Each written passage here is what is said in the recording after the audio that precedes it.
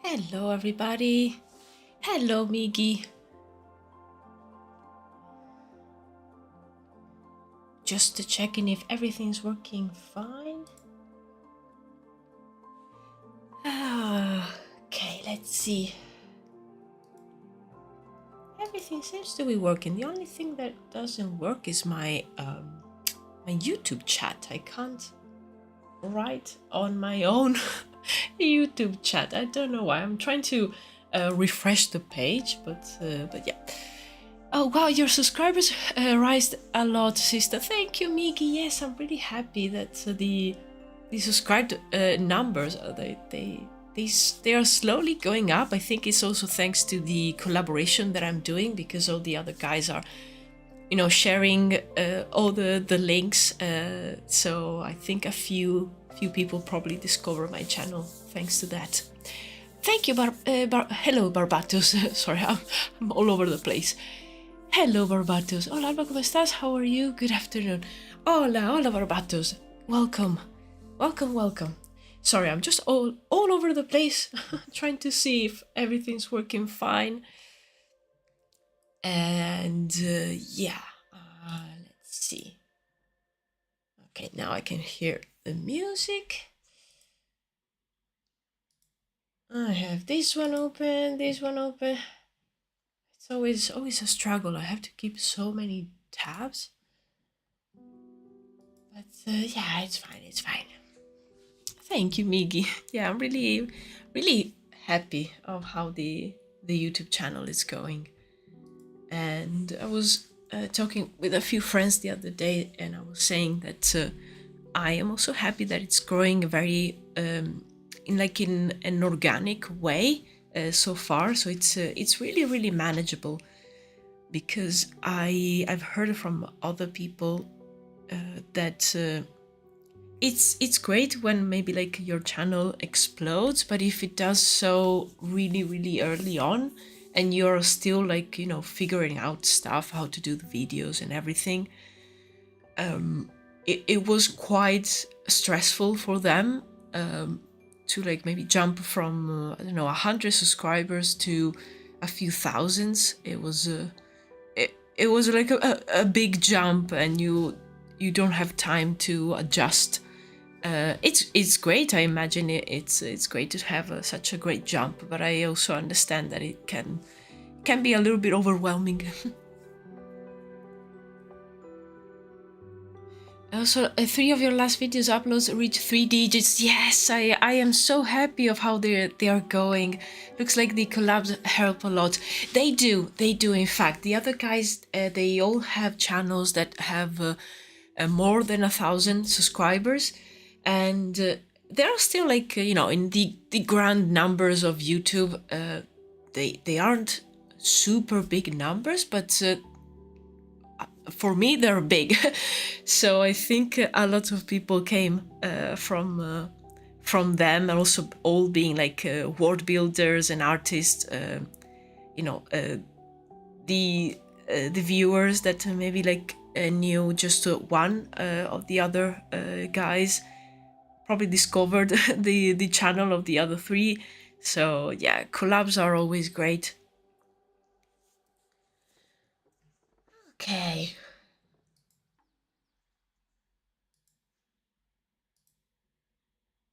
Just opening my my Pinterest board.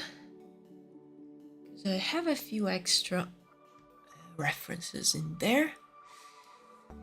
But yeah, hope everyone is doing well.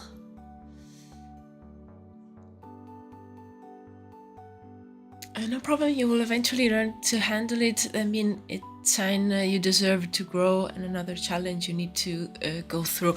Yes. Thank you, Miggy. I'll support you as always. Thank you so much for your support.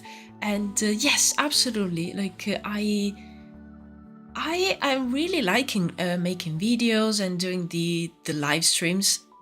So I'm really enjoying it. So even though sometimes it's a lot of work, especially editing the videos, I will say, because writing comes to me fairly quickly, and I really like the live streams because I'm just here and having fun and drawing and doing some concepts. I think the editing part of the videos is the thing that I struggled the most, mainly because I need to like produce the actual footage, like the things that I'm showing. So I do a lot of work doing the live streams, but I need to do many more drawings for the videos offline, and yeah, it's a lot, but as I said, I'm having fun, so it's time well spent as well, because I can see the results. Also, I'm practicing a lot. Like I am drawing so much. In the past years, I was drawing and practicing, but not as much as now. So I can already see improvements as well. So yeah, it's like winning on multiple fronts. And yeah, speaking of that, today I want to keep working on these environments, and I feel like a few of these work really well.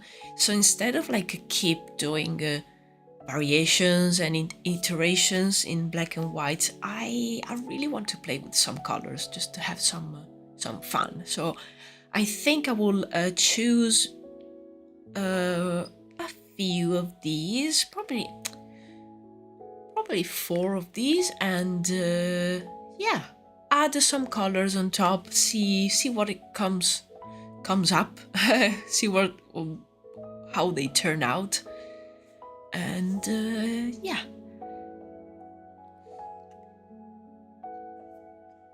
Succeed will cost us something, but I believe you will be able to do it. Yes, absolutely. I think so far the cost has been time, and you have to sacrifice other things, and maybe sometimes in the evening, instead of I don't know, after dinner, relaxing with a video game, maybe there are days where I decide to push on and keep writing, or I need to finish a concept or whatever it is. But I think that so far I'm managing my time quite well, and I hope to keep doing it and keep being able to manage it well, because that's really important, and especially now that I am not working at the moment, so I have the whole day and I try my best to keep the weekends and not exactly off at 100%, but at least having some time to do other things. But yeah, absolutely, you're right.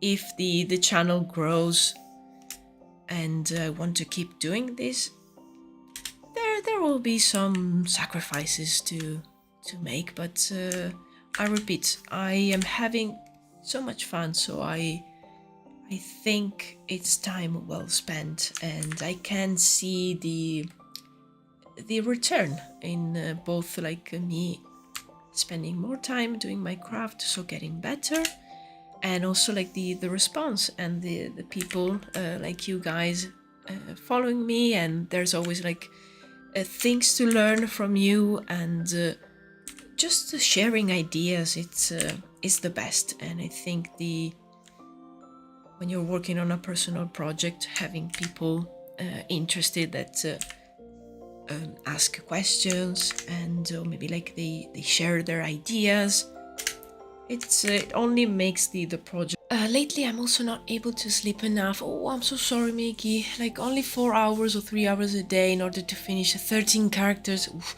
out of 14, because I want to begin making the storyboard for 3 episodes of my webtoon.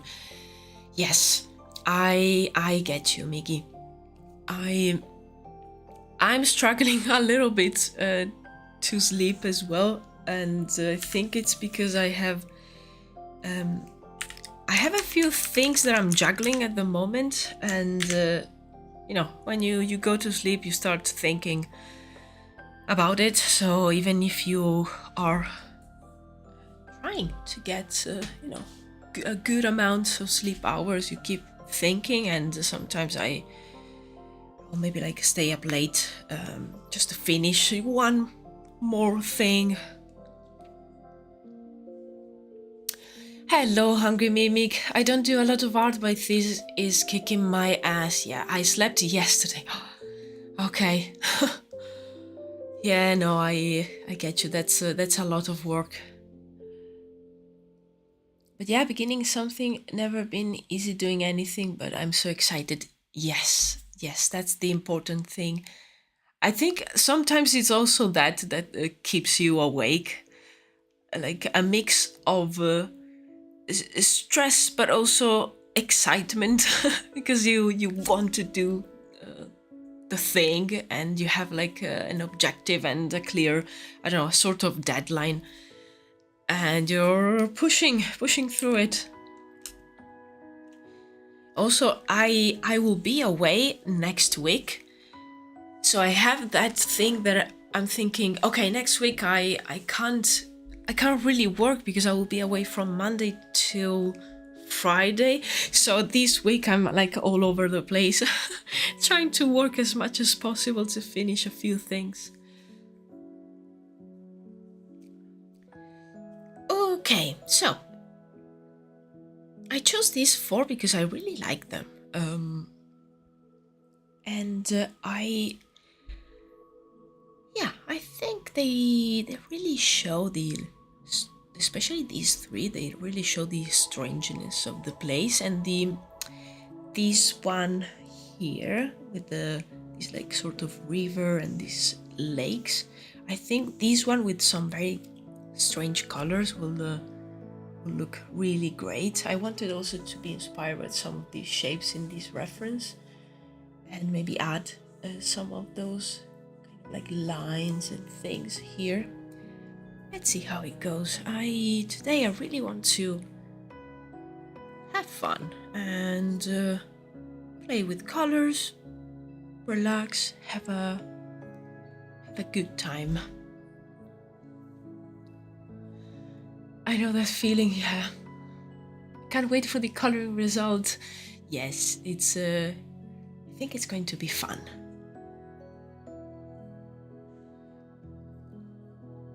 Okay, so new layer created. Let's start experimenting. I think first layer I'm gonna use clipping mask, and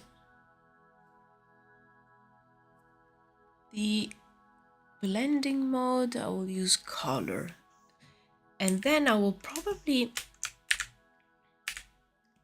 paint on top.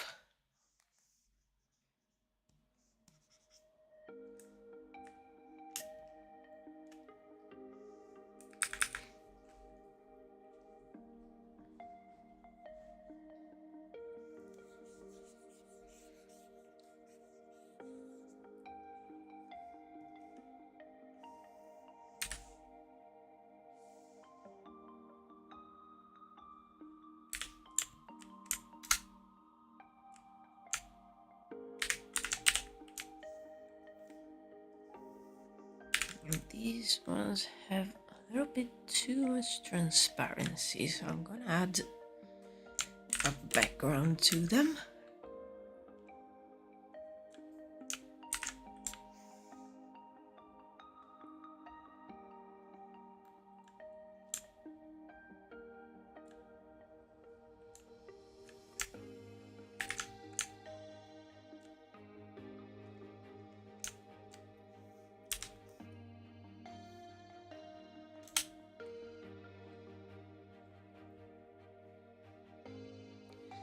Interesting choice of color. Yes, I'm really inspired by a few of these references that I have here, and I kind of like using this one as like a base and then play with some other, especially like these teal and the purples, and play on top with those.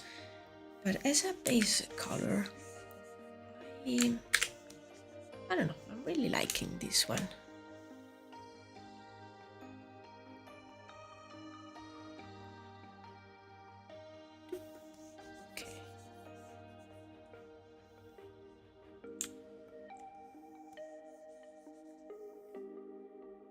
Okay, let's merge these two. So now these should be working. Okay, great.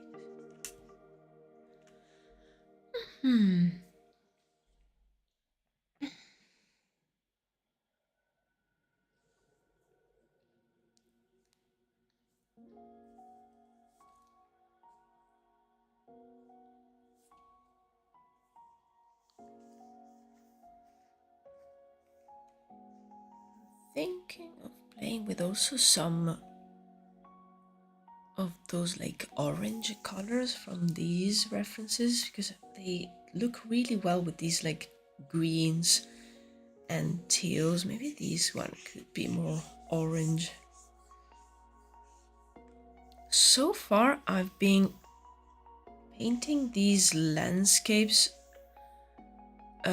with purples and like these kind of magentas, but I want to use these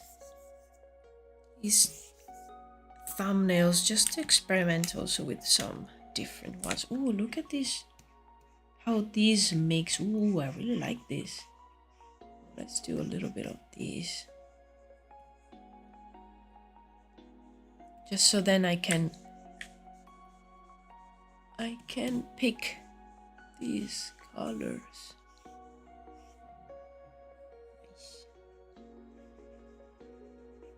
Happy accident.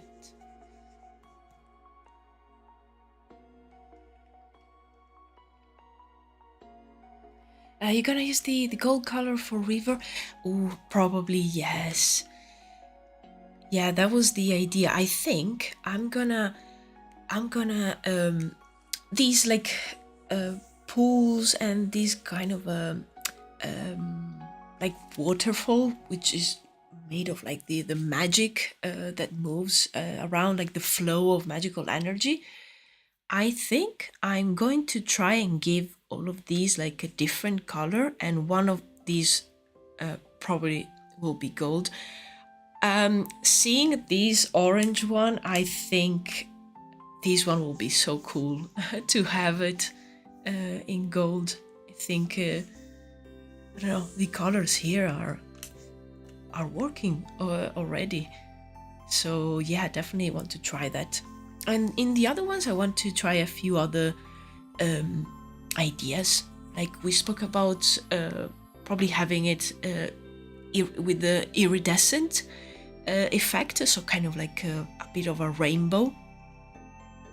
So yeah, and these all could like coexist in the other world, because I mean it's a strange place dominated by magic. So as I mentioned in the last stream, I really want to keep this place really strange, and with it's also of like changes, so it has a really different places and locations, just so I can have even more fun drawing concepts for it. That's the whole reason. It makes it interesting, but also I don't know, it keeps the doors open for me to design some really strange places. I like the orange, feels like a sunset. Yes, yeah, I really like it. I really like it too.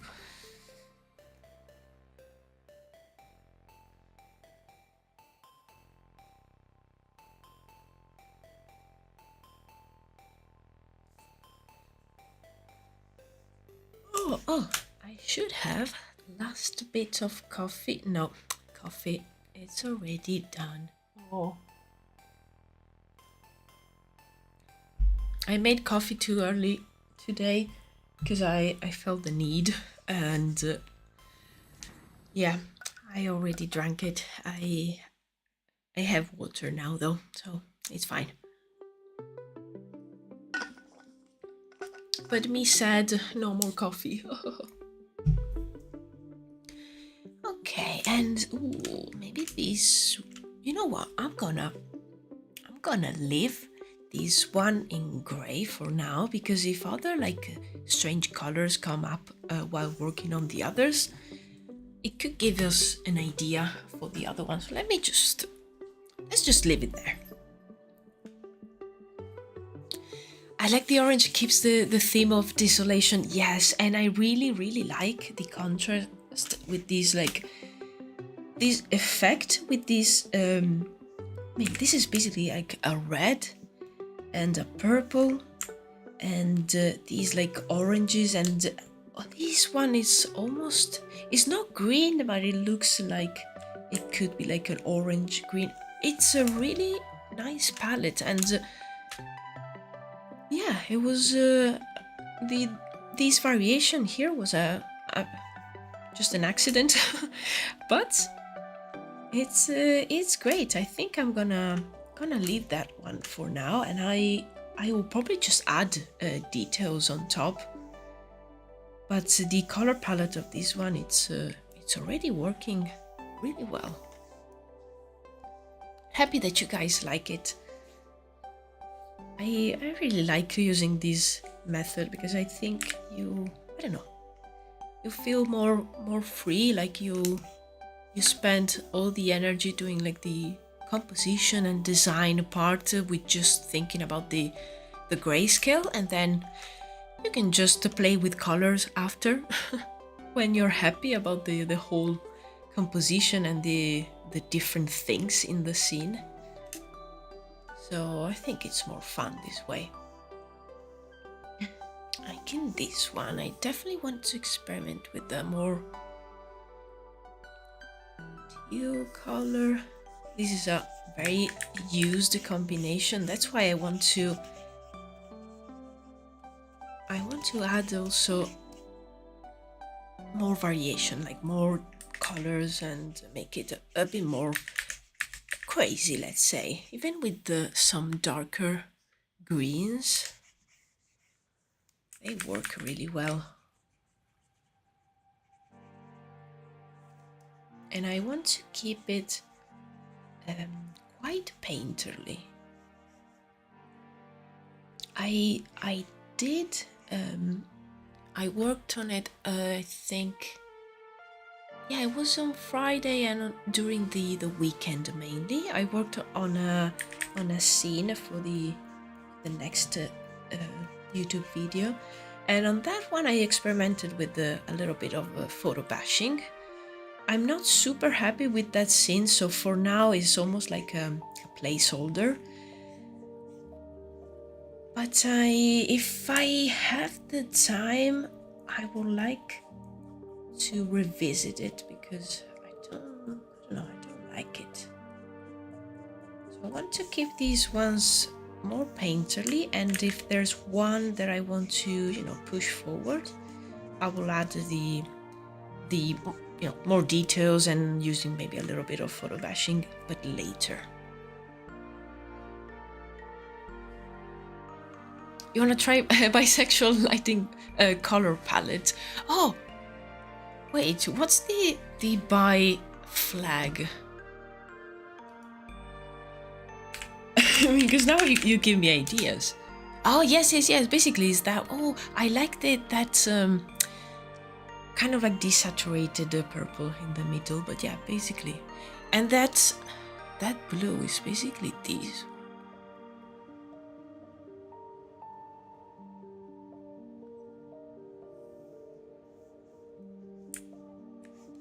Basically, it has this kind of blue as well, and this could work really well with these colors.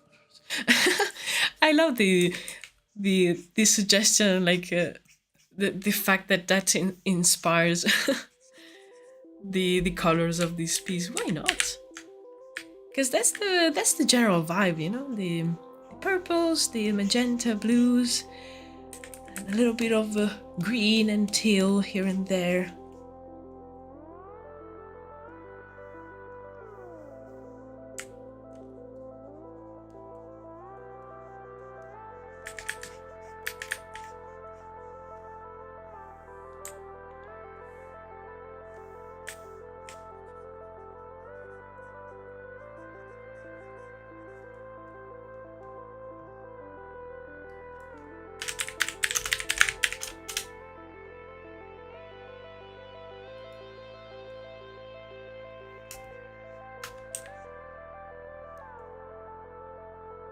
It's basically these look like these ones with these kind of like palette. They look like I don't know, concepts for something in the world of Avatar, the movies, because the colors are something like this. Yeah, I like it. Oh, maybe we can.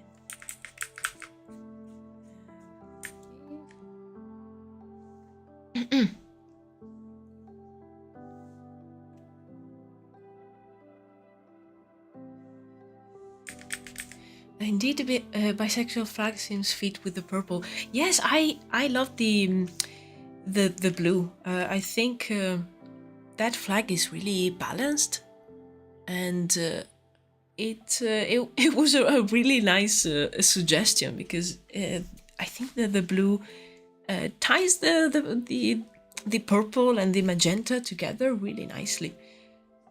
They do give Pandora vibes. Yes, exactly. Because I remember when the first movie came out, I remember that someone in my class at high school had the art book, and I remember like going through it and seeing all the nice concepts. This one is actually it's one of the concepts for the second movie. This one over here, in fact, you can kind of see that this is a Navi, and this is one of the official concepts, and this is all photobash, as you can see. But it's a great technique, you know, to, if you're trying to give the mood, like if you need to inform something specific, like how exactly this waterfall and this structure is, this is like, you know, too messy. But if you're doing like some mood boards as in the beginning of the project, doing something like this with like some cut up photographs, it's great. It's quick, and you can do a ton of these in one day.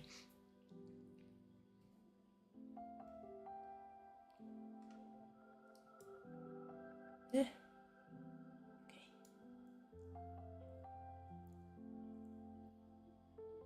Okay. It's all right, Miggy, no problem. We will wait for you.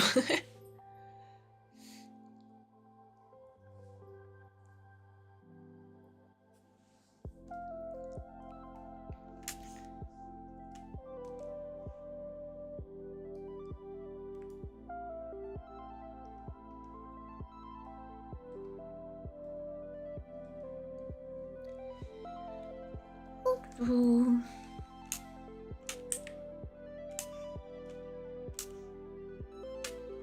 Why is it that always the concept looks better than the final result? Oh, tell me about it. because the second avatar looks mostly blue. Yes, in fact, that's something I haven't seen it, but I've seen some VFX breakdown and some snippets of it, and yeah, it's everything is blue. Like the first one had a lot of color variation, I feel like, and the second one, maybe I don't know why they didn't push it, and they decide to go just blue. And that concept is gorgeous. Yes, it really gives the idea. Also, I really love this one because when I've seen this one on Pinterest while looking for actually other stuff, and when I saw it, I said, okay, that's the vibe that I want for the Otherworld. Sorry, I'm having trouble with the pure ref. Okay, let's not touch it anymore. And I found the artist. I can't remember their name, but I found it, and it was just this one wasn't for like any project or anything. It was just a sketch that they did, probably like in an afternoon or less, and it's so good. I love it so much.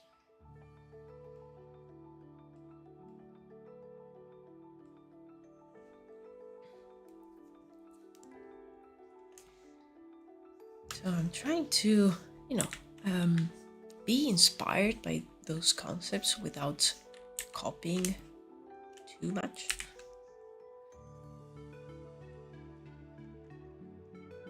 Yes, I like the first one more too, with the jungle colors. Yes, especially at night when it's neon lights. Yes, I think also they showed really well the forest during the day, so you could really see more varied. You could see the variation between the daytime and the night time with all the lights, the like neon lights and all the I can never remember how to say it, but it's like a bioluminescent, like the lights that the different organism emit. And yeah, it's really varied. Also, other like more dramatic scenes. Also, these scenes with the humans maybe are like more on the gray, like they have like a gray tint. So if you see those scenes in like a mood board, from just the colors you can understand like oh, okay, so this is set here, this is set there, probably like this one is a calm scene, this one is more like action driven. When it's like same color always, it's sometimes it's even like difficult when you watch the movie to understand like where exactly the characters are.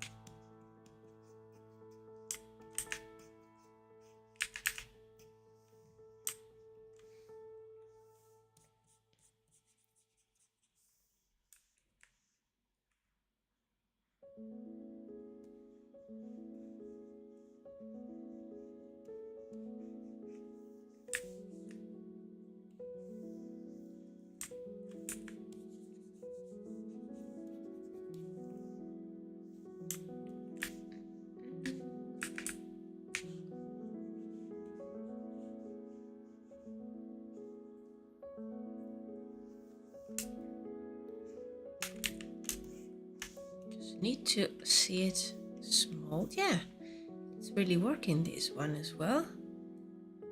There's like a palette. I really like this dark green here. I think it's a great contrast with the rest, but it's still like kind of cohesive.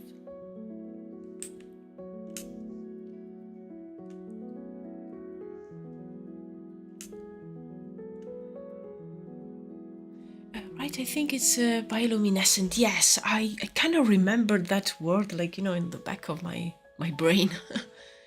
Also, I don't know if you watched the deleted scenes in the first one. Oh yeah, I kind of remember because I have the DVD, like the Blu-ray. Maybe I saw the cut scenes. There's a whole sequence with Jake on Earth, and it's sort of a cyberpunk city. Okay, with a lot of colors, kind of like Blade Runner. Yes, okay. I hope they explore more of that in the upcoming movies. Okay, I need to rewatch it because I kind of remember something about the Blu-ray having the deleted scenes, but last time I saw it, it was probably more than 10 years ago, so I don't remember. I need to check that out. Because yeah, it sounds really interesting, and same. I wish they show more of it in the next ones. And I need to check out the second one, just because I'm curious about it, and I can watch it from home. I'll probably check out if I find the Blu-ray secondhand, because there's a few shops here that sell old DVDs or Blu-rays secondhand, and sometimes I find like some really nice ones for like just £1 or £2, and I am trying to build, you know, a sort of like library of DVDs, a list of movies that I really like, because I like to rewatch movies, and you know, streaming services are getting worse and worse. They keep removing stuff, so I want to have the physical thing. I want to be able to watch it when I want it.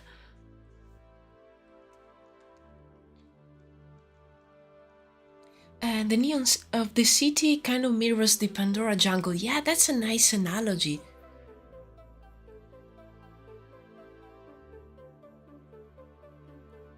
I mean, logically, the fight has to be taken to Earth because humans need that mineral and they'll just keep invading. Ooh, yeah. You should watch The Way of Water. It's pretty good. Yes, I definitely need to go to that shop because I know that I will enjoy it, even from just like, you know, a technical point of view. So I definitely won't regret buying it, because as I said, I'll probably find it for under £10. So, and I think building my library, it's worth it. I don't know, I like physical media. You know, some games, for example, they are only digital, and I'm always thinking like, oh, but I would like to have the physical copy. I don't know, I'm a collector. I've always been, so I really like to hold the piece of the media in my hands. But yeah, that's a good point, Mimic. Because I mean, how will it end? Like at some point, maybe.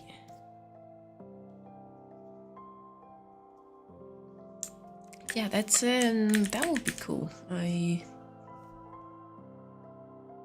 really want to see that.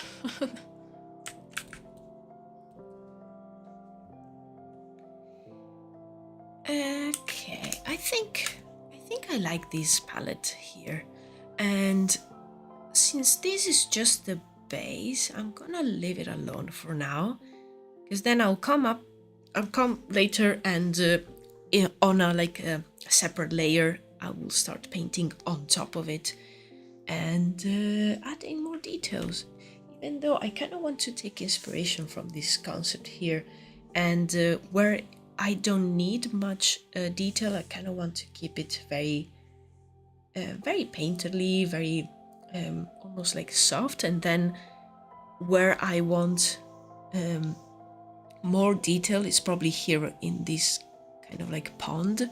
So there is where I will concentrate all the smaller details, maybe add some kind of effect or something like that.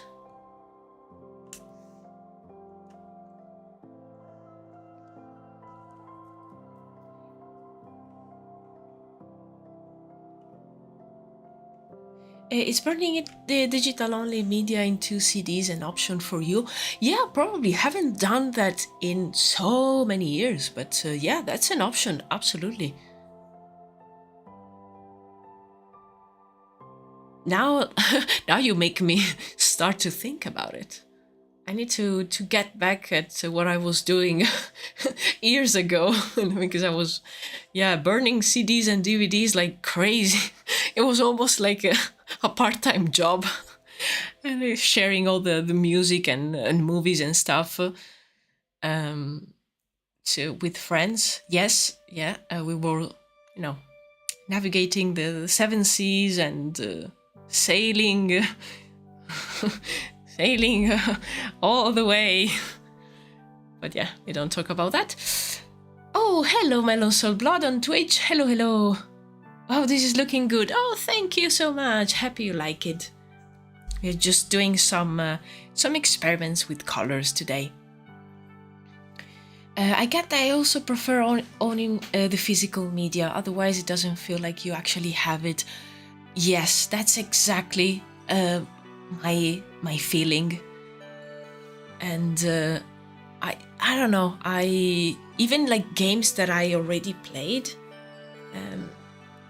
it could happen that if I find them physical, maybe I will buy them, especially if I find them like secondhand, just to have them.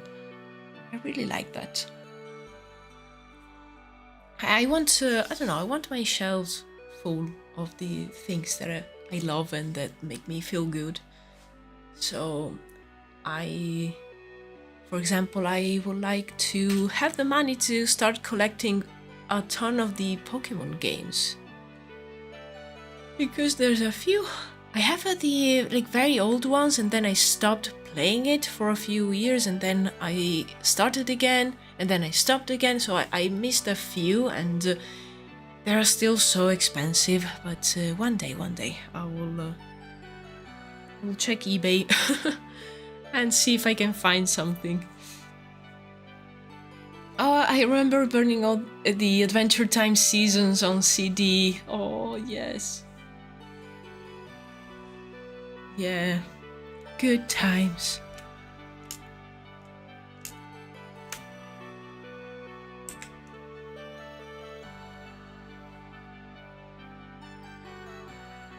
Well, hey, yeah, we are kind of like going back to that since lately services have been not very good in providing the service that you pay them for. So I see like a resurge of people going back to physical media and yeah, burning stuff on DVDs and CDs. And also like I had a ton of videos popping up on my YouTube because I've been watching a few like engineers building PCs from scratch, or like phones from scratch, because I really like that kind of stuff. And a few people that are like modding their iPods popped up in my YouTube, and I'm like, oh, yes, I've been actually back to using my iPod because I don't want to pay for a service to listen to my music. Yes, good. And it still works, still going strong after all these years.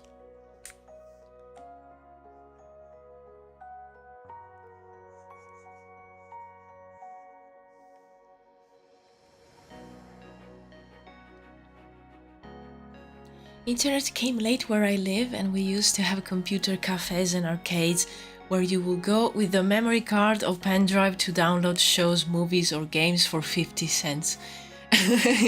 Illegal. Yes, absolutely. Yes, I remember the same thing. Because I remember at where I lived, internet arrived a little bit late, but of course first for like offices or places of business, let's say. So I remember setting up my first Gmail where I was, I think, 9 or 10, and I was in my father's office trying to learn how to use a computer. So it was like early 2000s, and actually, like, internet in our home probably arrived another good like 5 years later or so, but it was so bad. It was so bad, and it stayed bad for basically all the time that I lived with my parents.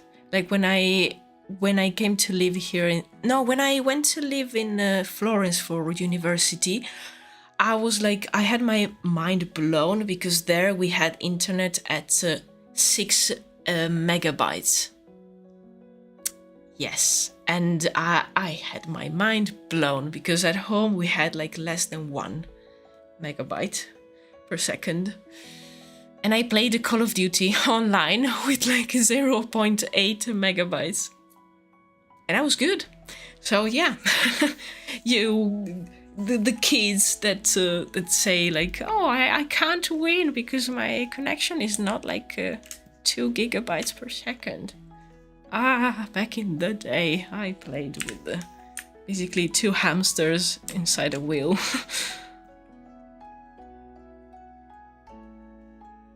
Here too in Argentina, we had this save. We will go and play Counter-Strike or GTA around 2004.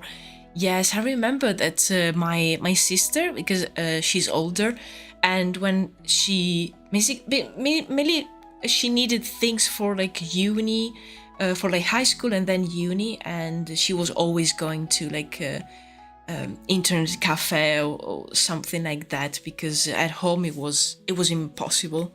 Also the fact that whenever someone called the home phone, like everything went down because there weren't like the filters yet. So you had the thing that oh, someone's calling, so now my internet is not working. To be honest, the bad internet forced us to actually explore the internet instead of the same dozen or so sites. Yes. Also, I'm talking about 2012 to 2015. Yes, for me, as I said, internet came here late. Yes. Yeah, absolutely. Yeah. I came to live to the UK in 2015, and back at home, because the year prior I was living at home with my parents.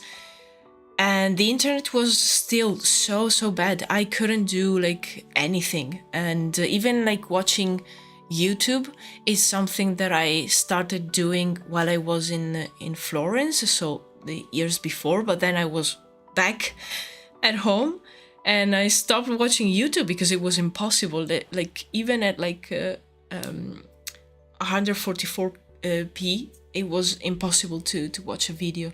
So I think like when I moved to the UK, I don't know, I discovered the internet. Like, wow, you can do so many things. Hello, Arcade Light. Hello, welcome to the stream. 1 megabyte was a lot back then. Yes, it was whoa. But yeah, probably like in Italy, it was. It still is, like there's still some areas where you need to have a satellite for internet. You don't have any cables or anything like that. And still right now at my parents' home, the connection is much better, but it's so unreliable. Like it goes down and then up and down, and then it goes away completely for a few hours and then it comes back. I don't know what's going on there, but yeah, the infrastructure for internet is not the best. Yes, me too. We had to use the phone. Yes, yeah, and every time like my mom will receive a call and then probably spend 3 hours on the phone. I was like, I was just downloading this thing and now I have to start again. I was going crazy.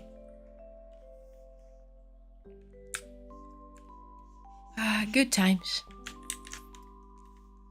Saying that ironically.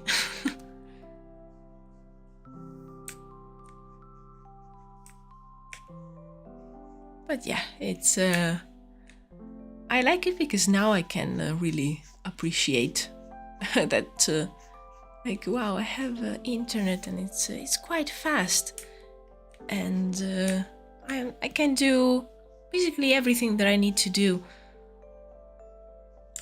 I'm happy. And then I hear like somebody say, oh, the like 2 gigabytes like Virgin fiber doesn't arrive here. I can't do anything.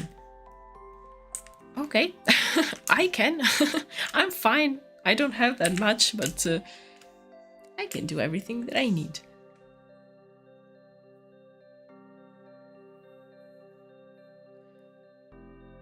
Oh, the stream just buffered at the funniest time. It started loading as you said, but now my connection... No! So basically, but now my connect. Like, yeah, now my connection is good. Good times, lol. Yes, very much lol. Yeah, I will say the connection still has some hiccups, especially, but they're always like kind of like justified. Like I live close to the sea, so if there's some storms coming and you know, internet is acting up a little bit, I can justify it. There's like maybe, I don't know, 100 kilometers winds, 100 kilometers per hour winds, and there's like torrential rain and thunderstorms, and I don't know, trees are flying in the sky.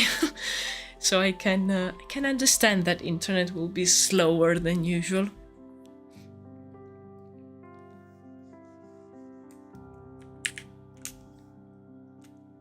Okay, I want to add some red on this one.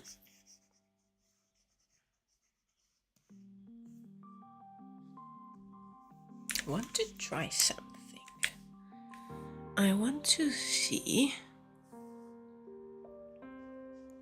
maybe this one too works with a more like a golden color. Like I'm using just a yellow, but I think this gives the idea. And if then I make this more like reflective, maybe this could work.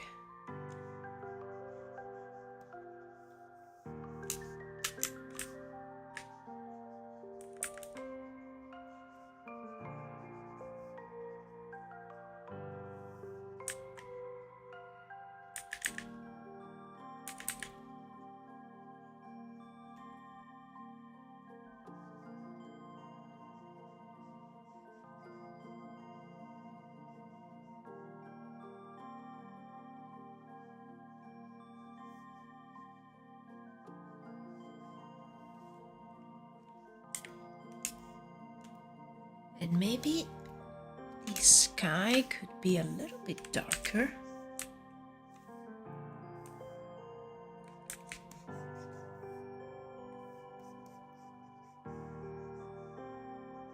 Okay, let's give it this tint and then... Okay.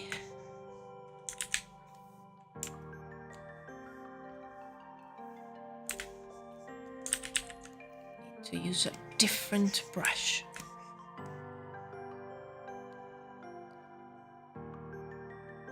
We lost internet once because water got into our satellite. Yeah.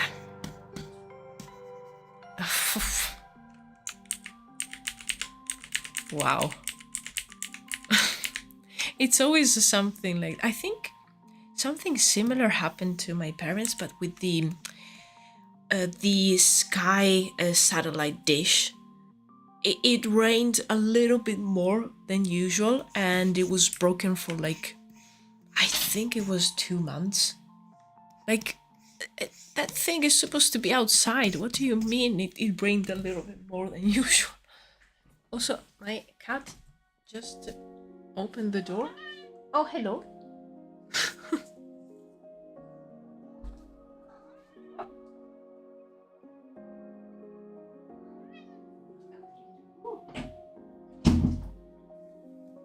Come say hi.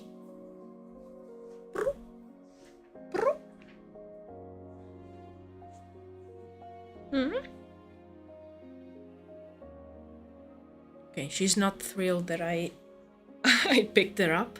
She's confused. Do you want to go out? Or stay here? Ah! She bit me. Okay.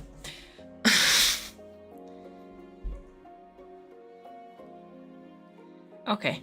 I almost died, but I'm still alive. No, the satellite in space. What? The satellite in space got water? What? Whoa! I misunderstood. Now this story, the story was better than what I imagined. Wow. Okay. Satellite in space got wet. So now no internet. Okay. Okay.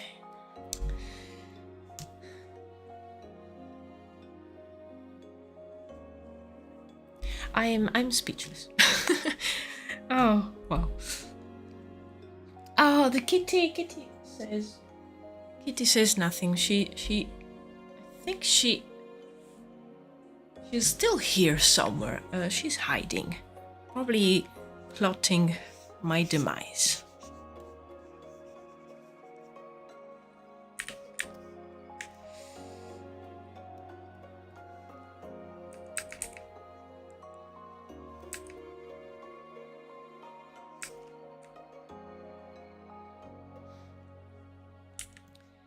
Okay, I think this could work, but maybe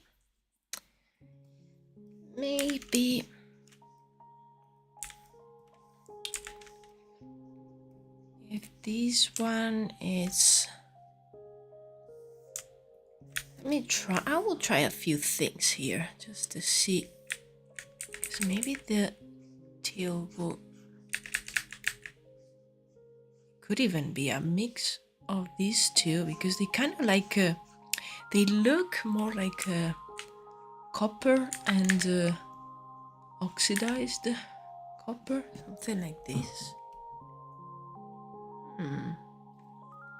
Maybe we could have a mix of like more golden color and maybe some of these teal.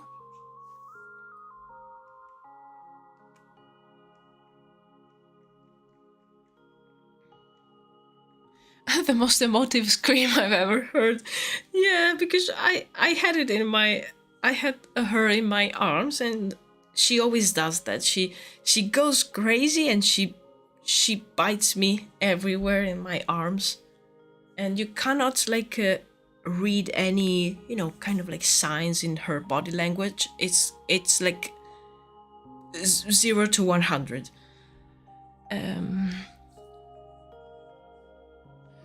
Also, it didn't actually, our government cut off the internet to suppress social media and gave that excuse.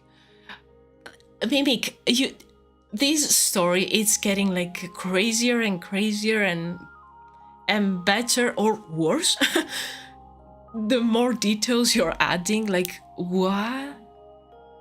Oh, oof. Wow, okay. Oh, hello, Arcade Light. So that's Ollie? Okay, well, I'll keep calling you Arcade Light if you don't mind, but if you prefer Ollie, let me know. I've switched platform because I'm so intrigued. I love the top right one. Oh, thank you, Barbatos. Thank you so much.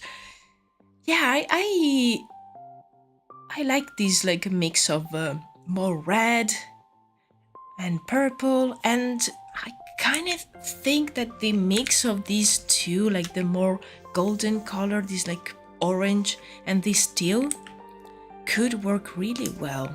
So I'm gonna keep that in mind. Welcome back, Miggy. The government cutting off the internet makes so much more sense that there being water on a space satellite. Yes, it does. Arcade is good, okay. Okay, that's your actual name. Okay, I'll keep you calling Arcade. Whatever name you prefer, you let me know. But yeah, happy to have you on YouTube. I really like this thing of multi-streaming because I like the fact that it gives you guys the possibility to choose like whichever platform you prefer.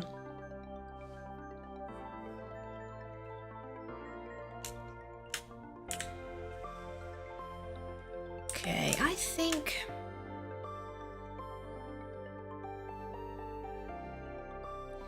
I'm gonna just add some more of this color right here because I really like it.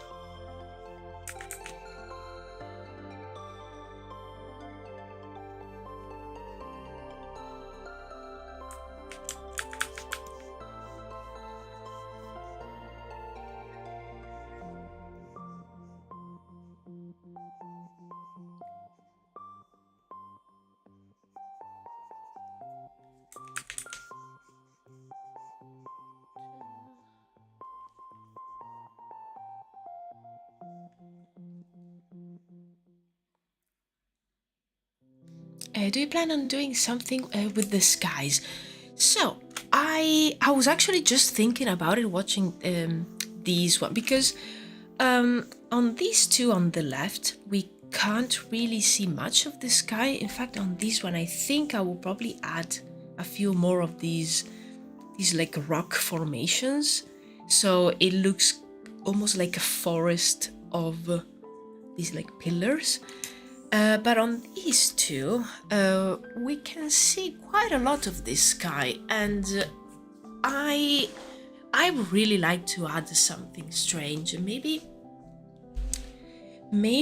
that could be something that maybe using some photo bashing, because I'm thinking of having like a strange effect in the sky, almost as if you looking at the sky you see different skies.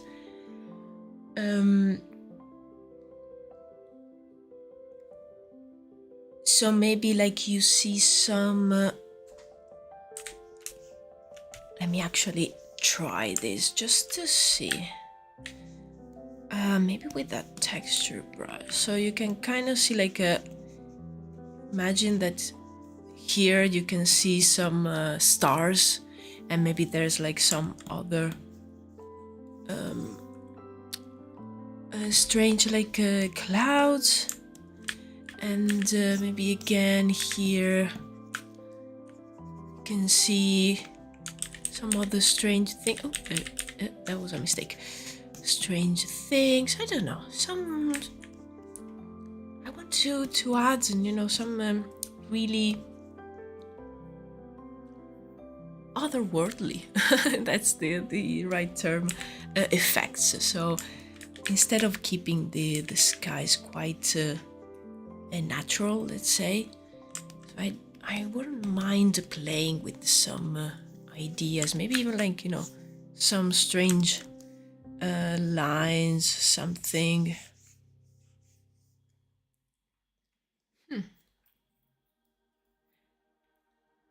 That would be very neat. Yeah, nice. Happy that you like it.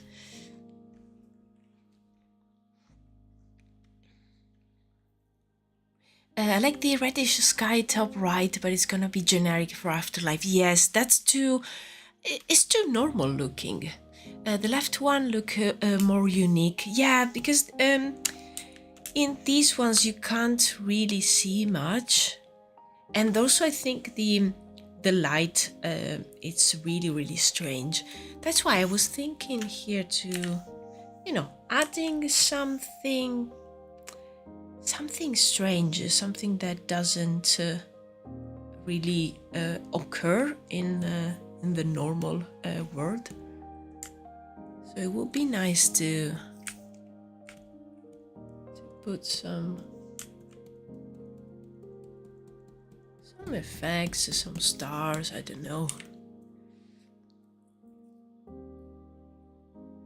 Just to give it a more like interesting vibe.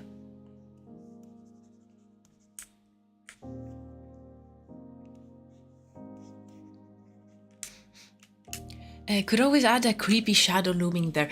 That's another great idea. Because in this world, in fact, we have a few very creepy creatures and strange spirits, let's say. So imagine that maybe here you have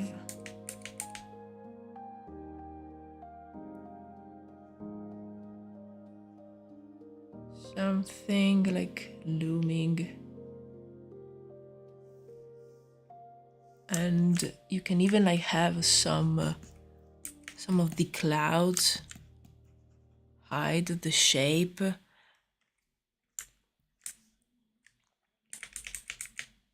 That's yeah, that's kind of creepy. I designed a couple of creatures, so I might then add one of those and just you can even like maybe even make it less obvious, so you really need to look there. Yes, I'm terrified. Yes, like something strange. And in like the foreground, you adding on this one, it's really important to add maybe like smaller elements just to make it clear that this one is kind of like it's a big rock. So this thing, the looming at the back there, it's gigantic. Or off the side a bit. Yes, exactly.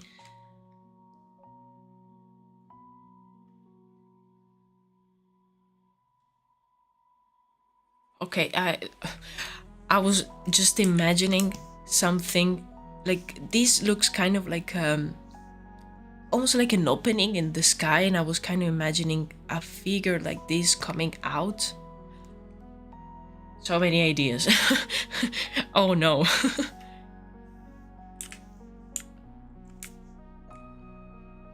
Like if you have, and maybe it's just you know, putting their hand there. I'm just gonna draw it so I don't forget. It could be even bigger.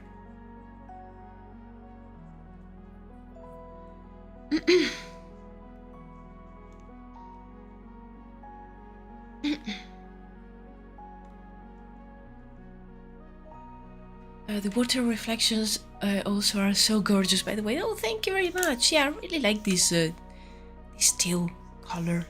Yes, peering through a crack in the sky. I love that shit. Yes, exactly. Yeah, that could be an idea. I'm just trying to work it out.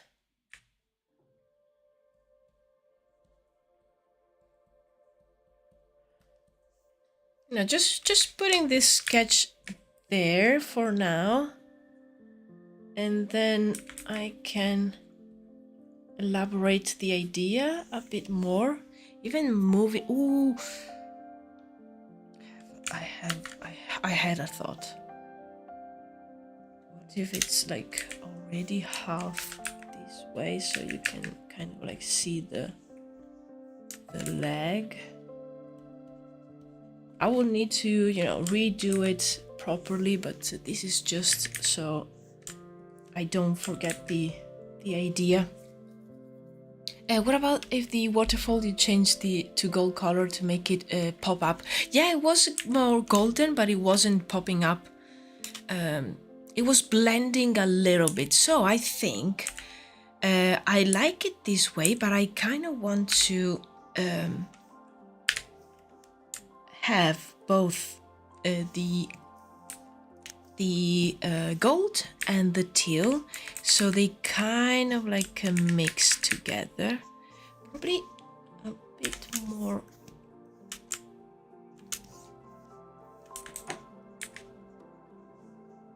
A bit more like this, and having like it's almost you know, two colors mixing. I think they make each other pop really well, because I feel the teal alone is a bit flat, and the gold was not popping as I imagined. So maybe like having a mix of the two, they will help each other. And yeah, make it more interesting. If you had something like a boat there, oh, then that guy will look really gigantic and threatening. Yes, I think.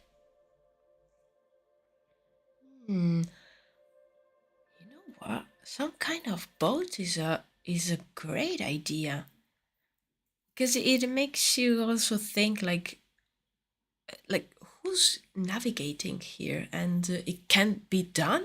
Like it's something that spirits do.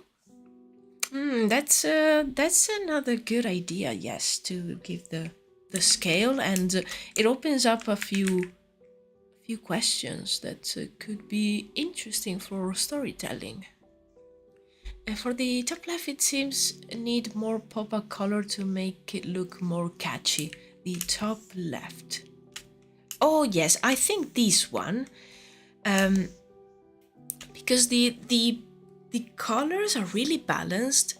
So I think for like making it pop more, I will do something inspired by this reference, and having basically all around here having the less details and more like a painterly effect, and having more details, all the details concentrated on the center part, like where it's this character is, and it's looking at the magic pool. And I will have more colors. I will probably play with some blending modes and some photographs like they did here, like all these little things, and then adding, you know, some highlights, and adding like more light on these. I think it will help. And having, you know, these they use the smudge tool, so you have less details around here as well, more painterly, and then you have everything in the center. So I think I will, you know, I've been taking notes looking at this image, and I think that's something, that's a technique that I will use for this one, because yeah, it needs something to, you know, pop more. But I think as a, you know, as a base, it's working well. It just needs a lot more work on top of it. Absolutely.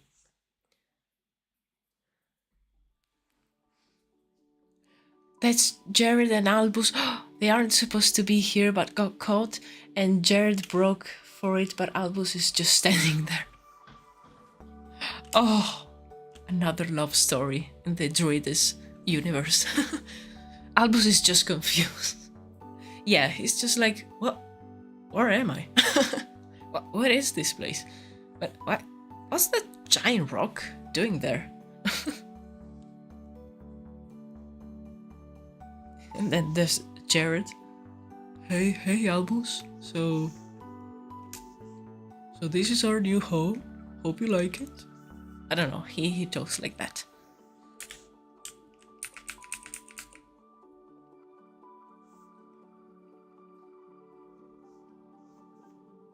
I need to write all these like things that you guys come up with, because I mean, we are just joking, but I can take that and make it work. Albus is looking at us. They can see all. Yeah, he's literally looking at us. That Jared voice will speak. Like, hey, Albus. So, yeah, hope you like the new place. That's my favorite rock, by the way. Jared is very, very chill. I will be confused too if I saw a floating rock. I get you, Albus. Yeah, same, honestly. Like, whoa, everything is quite strange here. Deep mythology lore, Albus and Jared. Yeah, there will be a part of the... They're canon now, and they are part of the universe. So, yeah, don't mind me taking a note about these two. I can always, you know, go back and rewatch, but yeah, I will never remember, so I know what it is.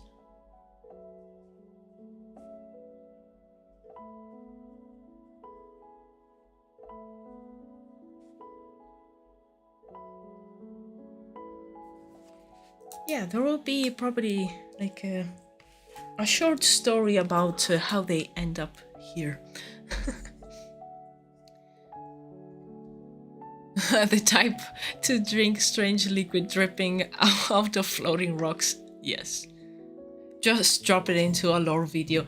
I will absolutely do that. That's why I took a note.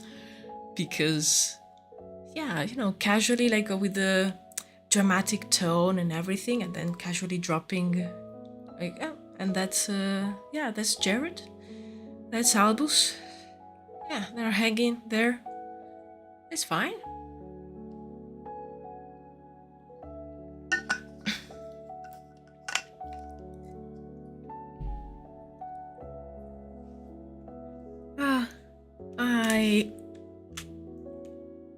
Yeah, now this piece is my favorite. There you go, that's storytelling. Have you ever heard a Grand Blue Fantasy game? I don't think I have. They have art book also worth to check out for character design and monster design. Ooh, you always have great recommendations, Miki. I'm gonna check that out right now. Grand Blue. Let's see.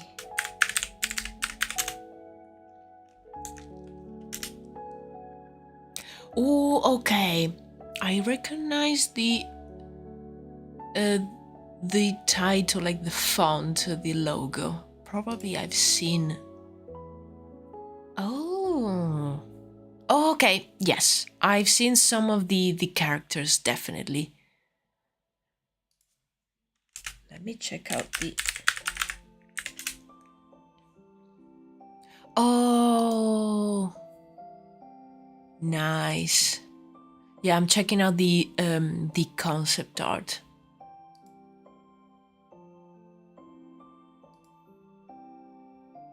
Wow, so great. Such great, like, costume design. Ooh, and these armors as well.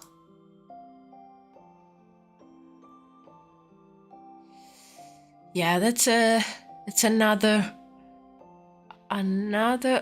great recommendation that goes straight onto the list. Absolutely.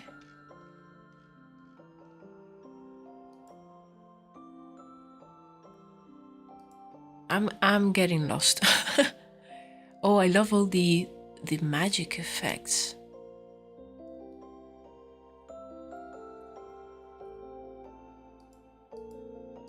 Nice, nice. Okay. Saved. Absolutely. Thank you. Thank you for the recommendation.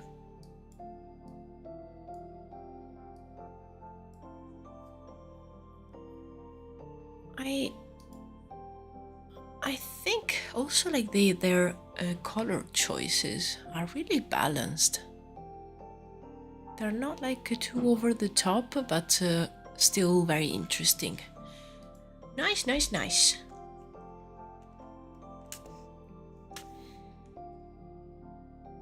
Okay, let me just drink some more water and then I will start working on the next one.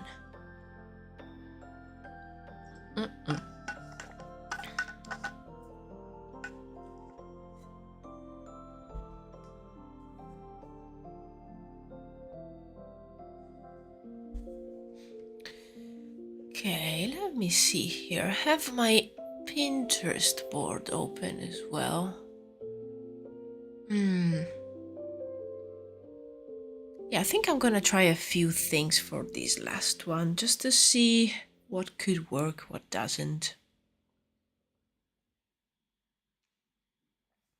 To balance the beautiful anime aesthetics, may I bring up the Dark Sun D&D setting? Yes, you may. Let me check that out. The Dark Sun.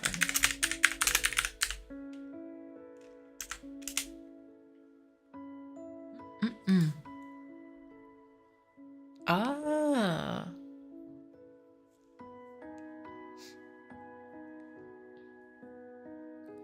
Oh, this makes me think about Mad Max, but fantasy.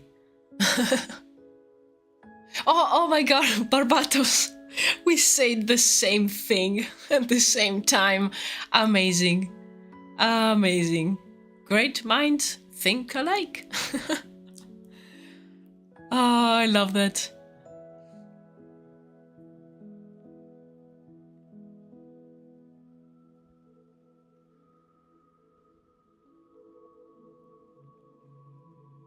Wow.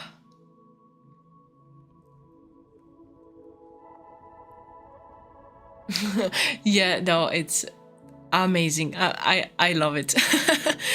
Like I was literally just looking at my my Google images and just saying the phrase, and then I watched I was watching the chat and you said exactly the same words. Fantastic.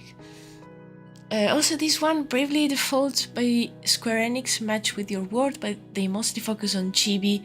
They have two series, Bravely Default and Bravely Default 2. Ooh. Love these recommendations. I really like when you know, the things that could inspire something. They're very different one from the other.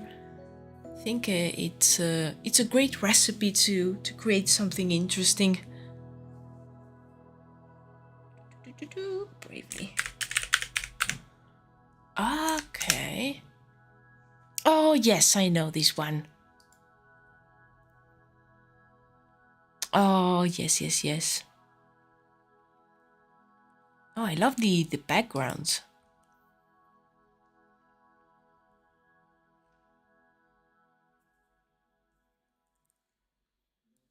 Nice.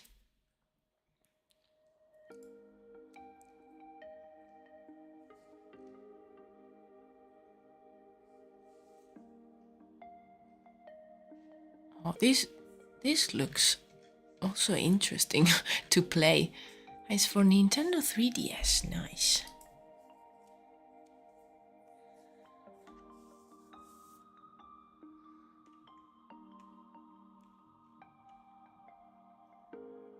Amazing. Okay, oh, it's quite hot in here. Let me just take off my jumper. I think my cat is still here somewhere, but I don't know where she is. Oh, she will probably start screaming at me in like maybe half an hour because she's hungry. So yeah, apologies if you if you suddenly hear like a screaming cat.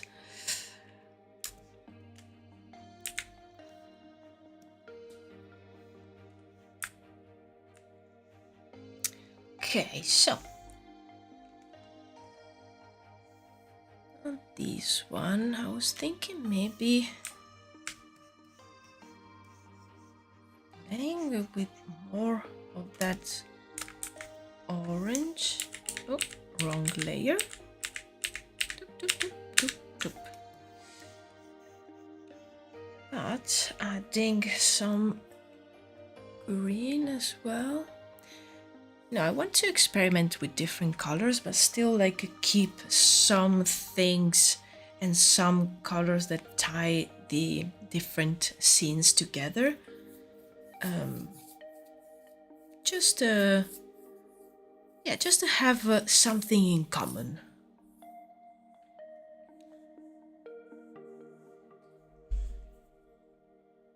Akiko Yoshida art is good for your ref. He love drawing medieval like yours. Oh, nice. You're one of the main artists for Square Enix behind Final Fantasy game series. Oh, yeah, need to check that out too.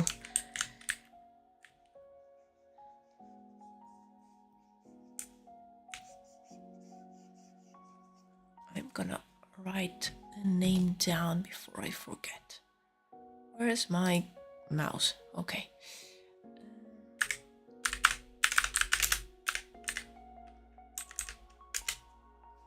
Okay, yes. Okay. Yeah, I know a few of his pieces.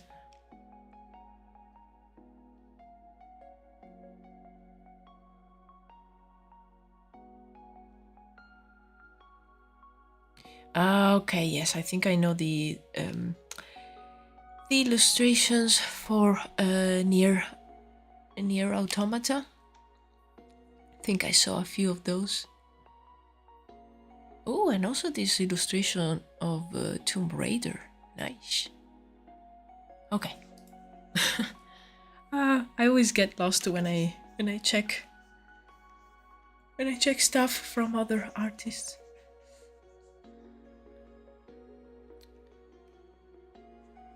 Let me see. Whoa. This could work though.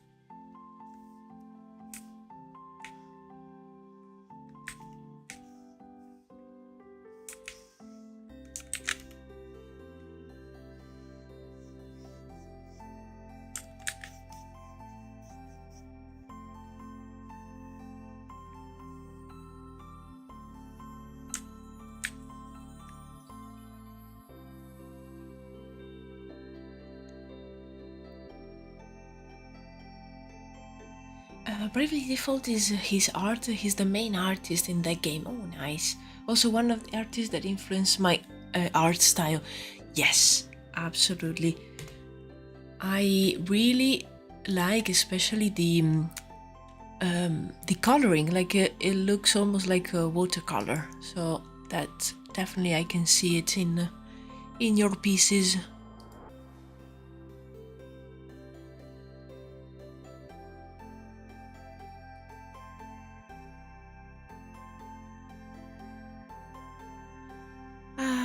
So good.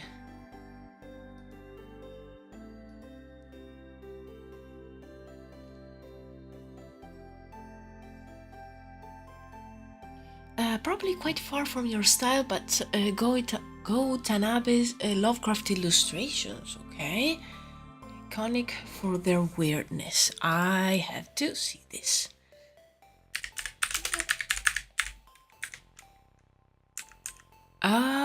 Okay.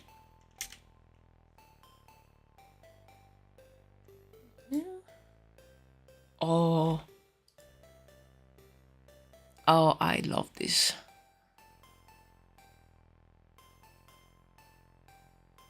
Oh, they are so weird, but they are so perfect for something like Lovecraft. Like this, it works.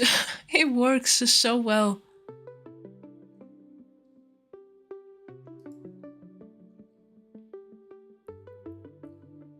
Wow.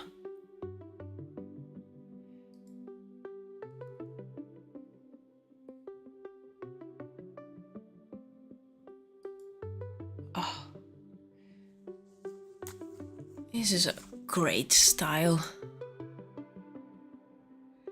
It's perfect for something like horror. It's really unsettling, but at the same time you can't like look away. His art is amazing, yes.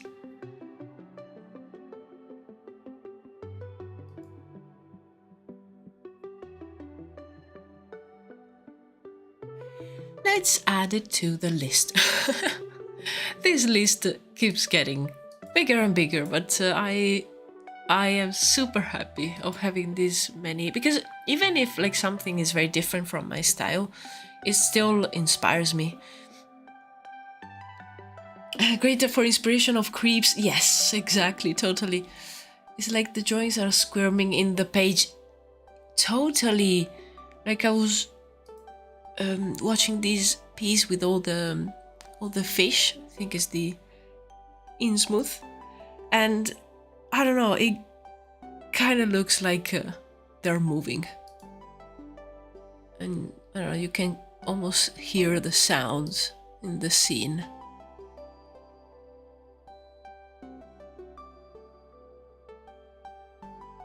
Wow.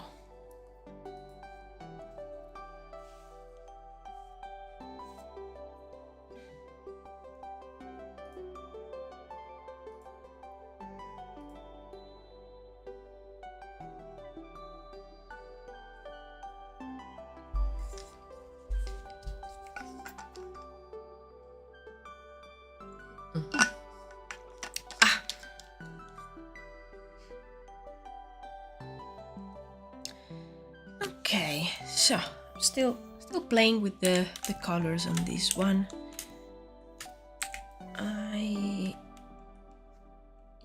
I need to experiment a little bit more with the sky.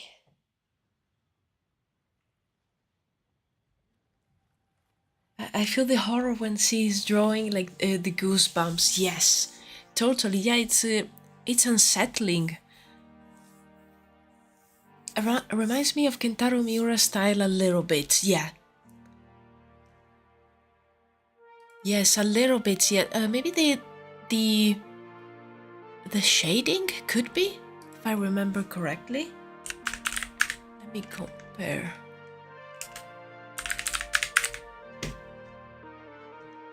Because where's my? I keep losing my cursor. I think it's a little bit of the shading technique. It's kind of the same vibe.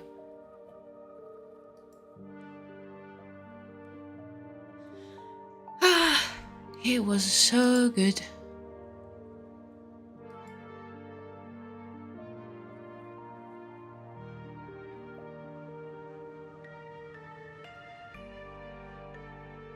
I gotta go because I'm studying for a bit, but everything's looking gorgeous. Oh, thank you so much. Thank you, Arcade. Have fun. You have a good time studying, and I'll see you next time if you're around. Thank you so much for stopping by and for joining the stream. Yes, the shading, but also that cosmic horror feel, I think. Oh, yes.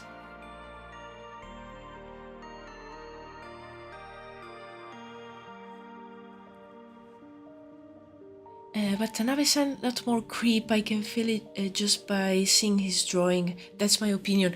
I think you're right, Migi. I get the because when I've never read Berserk. I've just like admired the art and some of the story. Like my partner told me because he's a super fan, and I can see in especially the shading and the vibes of like cosmic entities, but yeah, I think that's the same vibe for me, Migi. When I see Go Tanabe work, I don't know. It's more. It's creepy in a different way, and it's really unsettling. While Berserk, I don't know. It leaves me like I don't know, with like my eyes open and like wow. I want to know more. While the other one is like I can't take my eyes off it, but I would like to close the page because it's really unsettling. It's a different feeling, but they are so great, both. Bye, Arcade. See you. Kentaro Miura mentioned eyes welling up with tears. No. Oh no. Yeah, as I said, I've never read the manga, so I just admired the art. But I can see like whenever like something about Berserk is mentioned, my partner is like I don't know, like and he needs to sit down in contemplation, and it just needs a minute to recollect.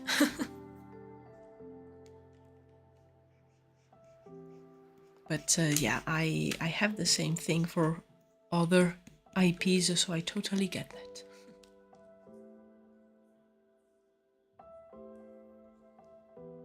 that. Since we are on the creepy theme, I recommend checking Kike Alcatena, an Argentinian illustrator and comic writer. Oh.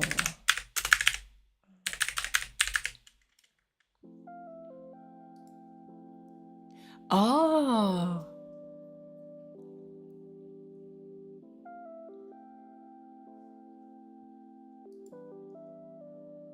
Okay. Oh, nice.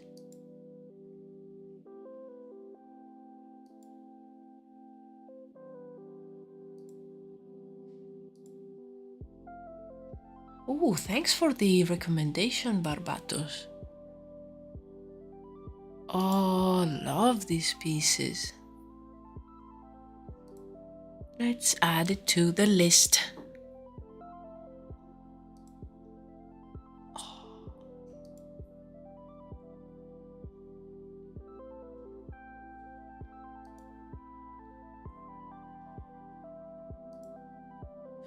Oh, I'm seeing so many things that are starting to inspire me. Compared to Tanabe-san, Miura-san's drawing is like the light version of Tanabe-san depth of the shading and impact. Yes, I think the strength of Berserk and Miura's work is probably like in the writing and the story. You're welcome. I love them too. They are lethargic in a nightmarish way. That's a perfect way to put it. Absolutely. I need to check more of his work. Oh, he did a few things for Lord of the Rings. Okay. Oh, and for Sandman. Wow. Okay. I need to delve deeper into this artist because I didn't know him, and I want to see more.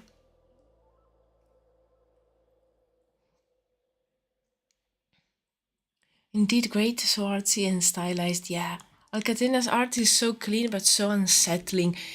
Yes, and like in some of the pieces, the characters, they kind of like, it feels they're like looking at you and like through you. So like you have to, I don't know, like you can't look for too long, like you're looking something that you're not supposed to be looking at. And also like these colored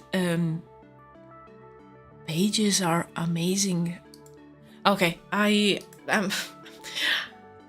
have to close it for now, or well, I didn't close it, I just minimized the pages of all the recommendations because I need to delve deeper. And I literally have like a folder with all the bookmarks of cool things that you guys recommend, because it's always good. Feel the creep and weird, but in a good way. Yes, totally. Oh, so I need to open the door because my cat now, it's just, no, she's hungry, even though it's too early, but you know, cat.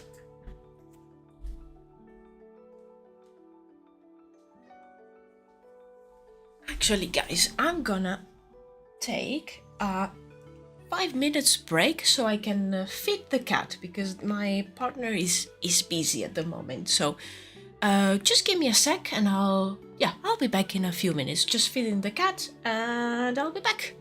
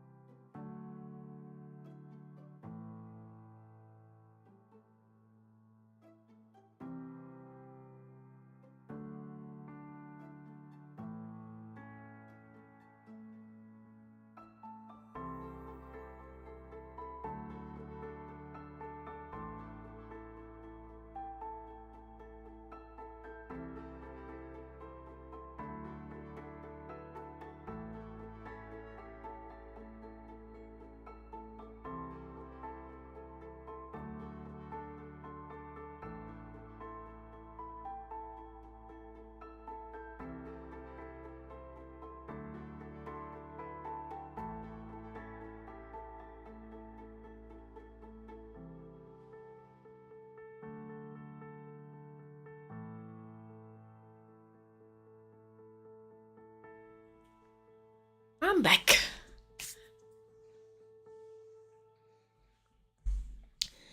Okay, now cat is eating, so cat will be happy. Also, keeping this ball rolling. A Place Below Hell by Berg Voktre are some of the most unsettling things ever. I probably butchered the name, but nice. More recommendations, more. Sorry, you can look at it later. I hit send before you said, oh, no problem. It's just that I saw that it was almost 5 and I realized my partner was busy, so I said, okay, let me just feed the cat before she tries to kill me again. A Place Below Hell. It rings a bell. I think I might have seen it quite recently.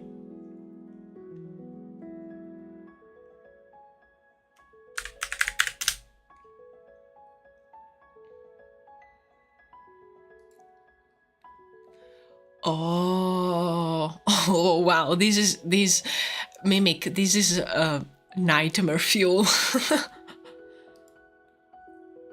But this is amazing. But these are like literal nightmares that like people had, and these artists just said, "Okay, let me draw that." But it's amazing. They remind me a little bit of the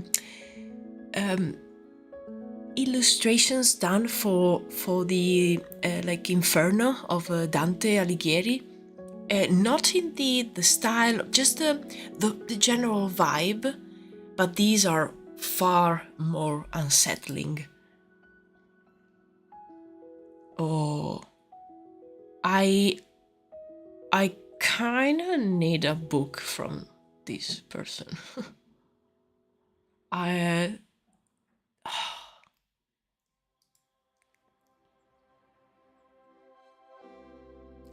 love it. I love this one so much.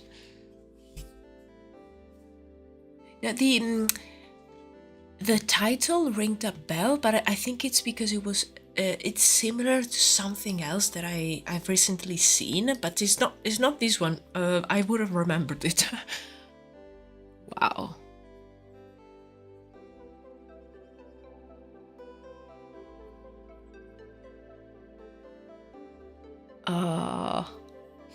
Yeah, these ones are so good, and I think these could be an inspiration, at least for the general mood for me. Nice. Oh my god, her horror style looks so elegant and beautiful. Yes, yet a horror. Yes, exactly. It's so elegant, and but it's so like horrific. Yeah.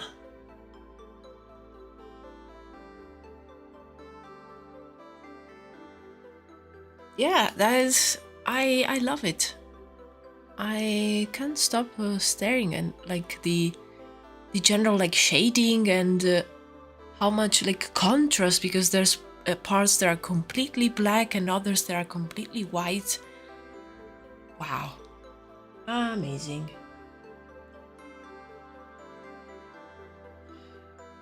I love those. That's what depression looks like. Oh my god.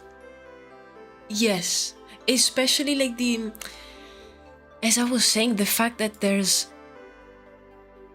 like a super dark blacks and striking whites, and then there's like everything in between, like all the grays, but it's very striking.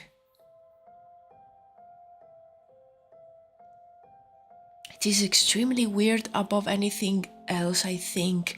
Yeah, how like some of the creatures are just like mixed and playing with the sizes. Like there's like a giant kind of like locust on one,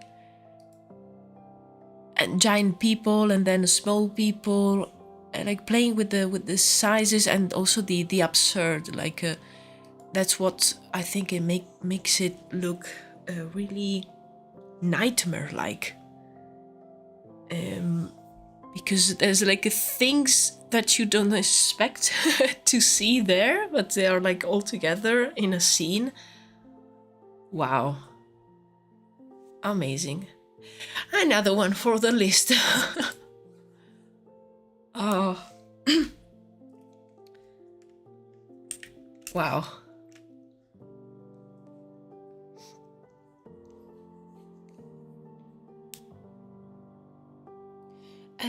It feels like how I describe it, like elegant killer or terror that kill you slowly, yeah, but you're not feeling it.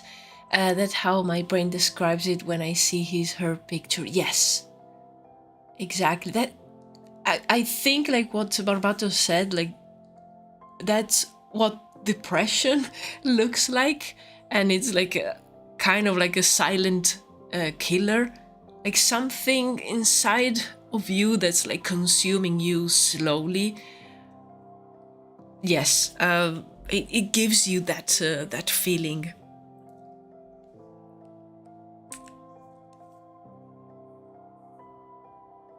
I have more, but I'll save those for the next stream because I will let you draw. Thank you, Mimic. Yeah, just save them somewhere, and next stream, just drop them, because it's yeah, it's always like, you know, good food for the mind.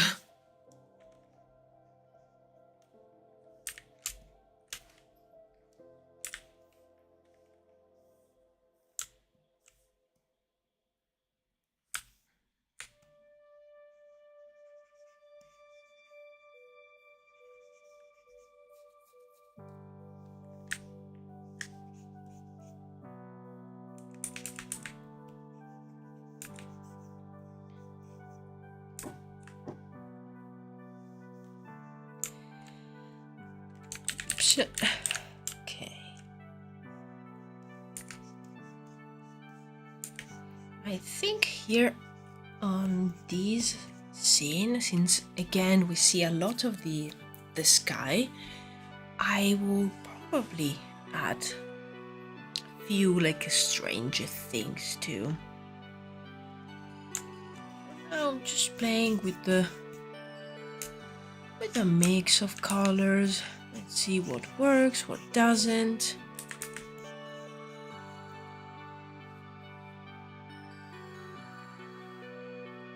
Because I'm thinking maybe even adding a few more like suspended, like floating stones could be an idea.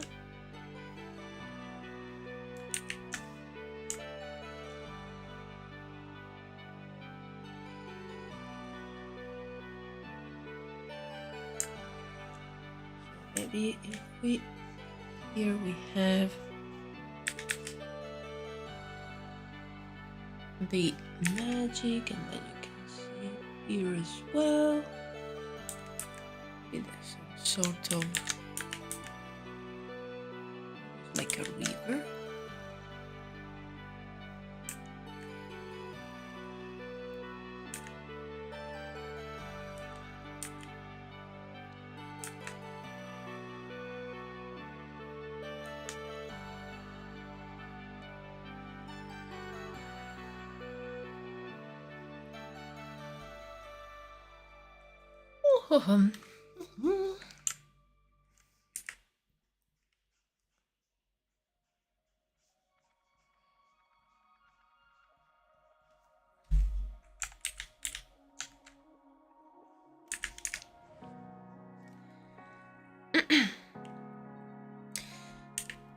Okay, yeah, I kind of like starting to see an idea forming here with this kind of I don't know, pools of magic.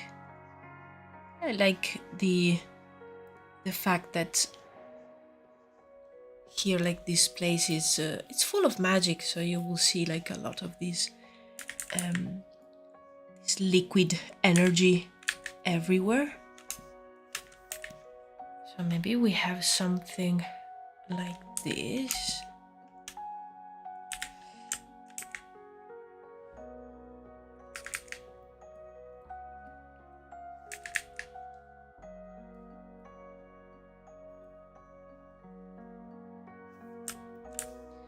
I don't know if I like this shape, so maybe I will correct a few shapes too.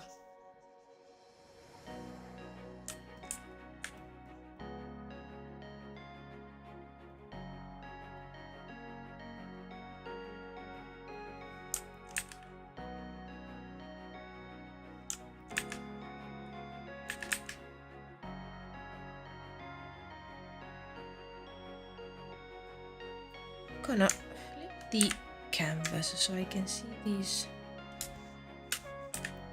flipped. Yeah, I don't mind this one. It's It's quite dynamic, this angle.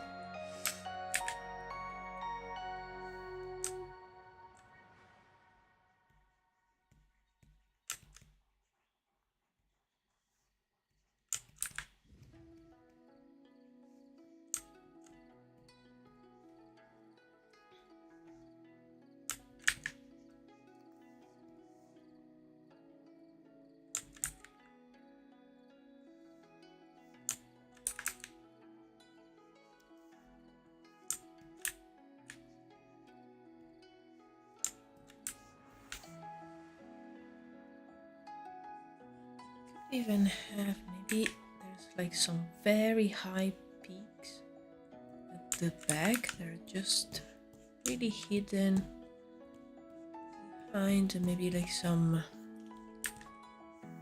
clouds, smoke.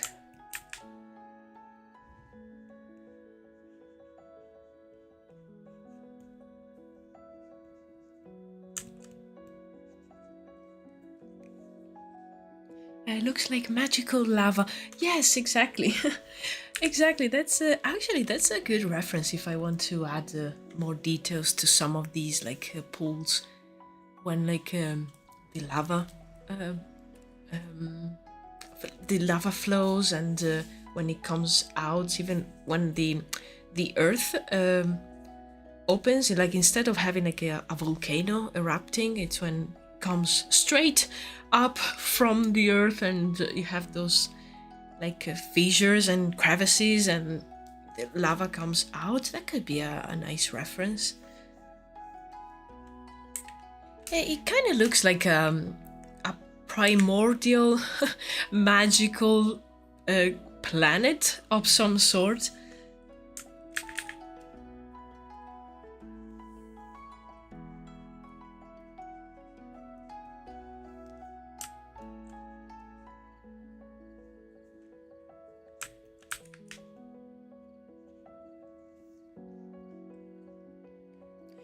Blue lava exists, so you'll get amazing references. Yes, that's what I was thinking. Blue lava, I don't think I ever saw that. More reference my way. Oh.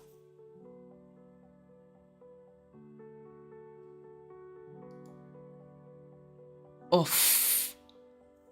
I've never saw this phenomenon. It's so perfect.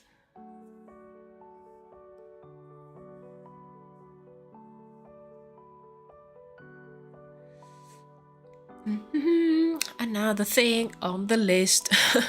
Actually, I think I'm gonna save a couple of these pictures because it's incredible.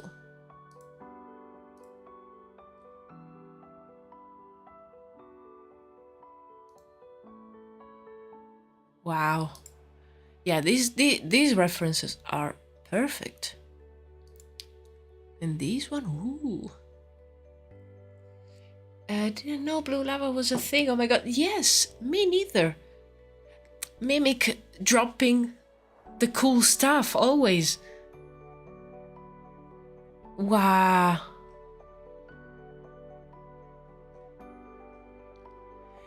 Ah, our planet is amazing. Like, you know, you imagine things for like fantasy worlds and then reality it's always more fantasy. Life really is stranger than fiction sometimes. Exactly. Like you can come up with whatever you want, but then the day after you find something even stranger that's actually real. Wow. Wow. Oh, these are so great. I'm gonna keep these ones open because I'll probably save a few of these images because they are perfect for these scenes. Because on this one even we could have like more like bluish, like purple blue lava. Wow.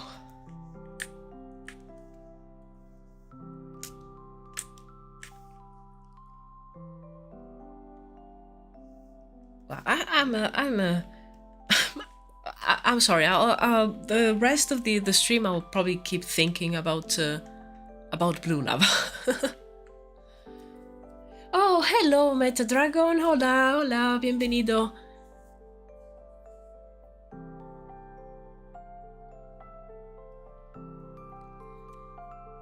Blue lava exists because the blue flame color is a lot hotter than the red-orange one. Yes, it's here it says that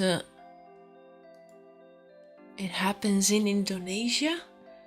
Wow. Oh, it occurs when sulfur burns. Oh. Electric blue flame. Ooh.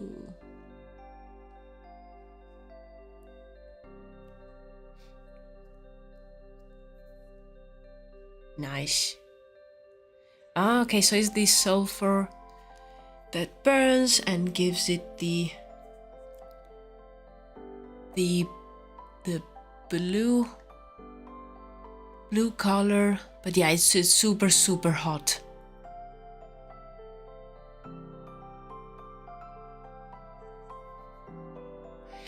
Ah, okay. It's really interesting to read how exactly it works. So basically, it's like normal lava, but it has like so much sulfur in it that when it comes in contact with the air around it, it changes color, and it gives the blue lava.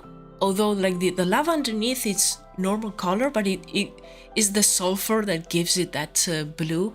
It's amazing, so interesting. Wow.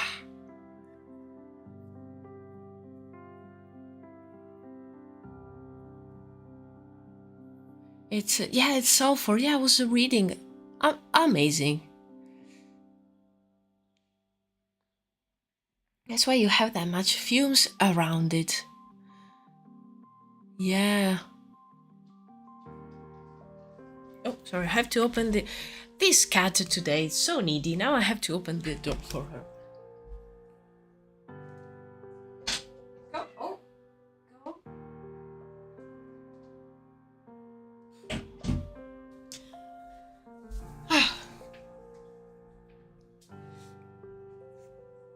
Okay. But yeah.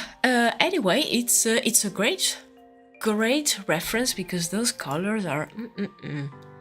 And in some pictures, you can kind of see some of the like normal looking lava, and then some parts that are like burning blue. So you have that mix of the orange and the blue purple. Amazing.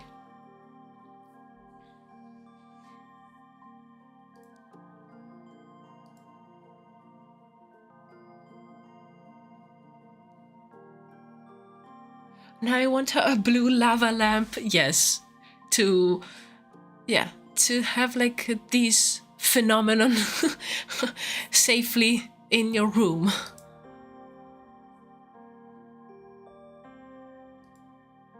So many cool things.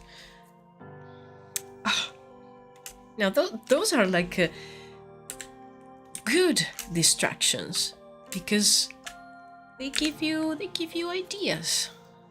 And now I want to add more blue to this scene. So let's try that. Let's see if it works.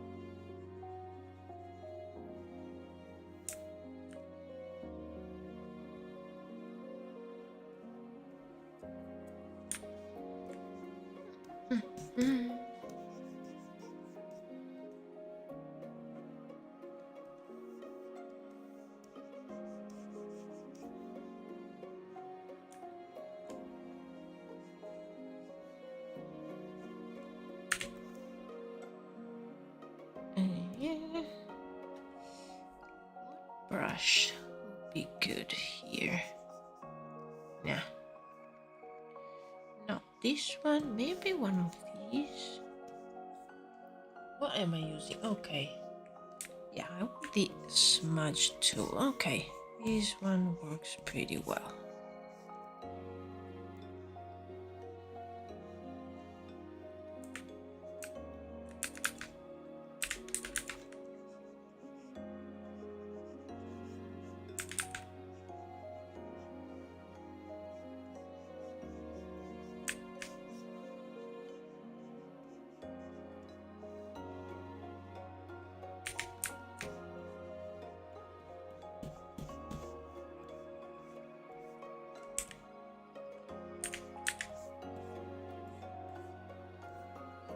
Doing some strange things just to try, you know, play with the image a little bit.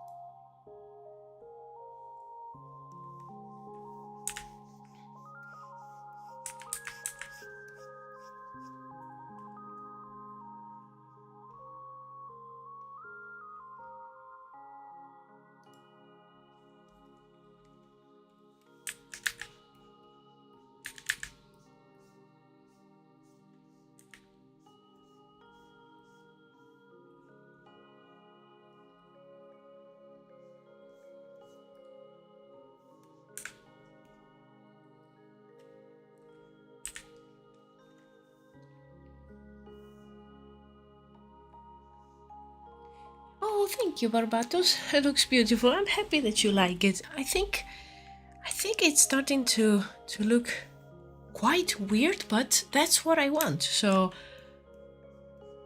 I'm happy about it, and I like the mix of colors.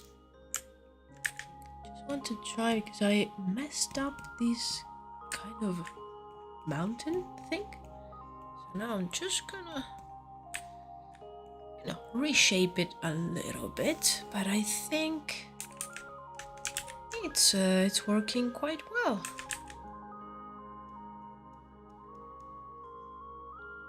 I mean, these are just, you know, some really quick thumbnails with some experiments of colors on top, and to be like a full-on pieces that will need some more work on top, but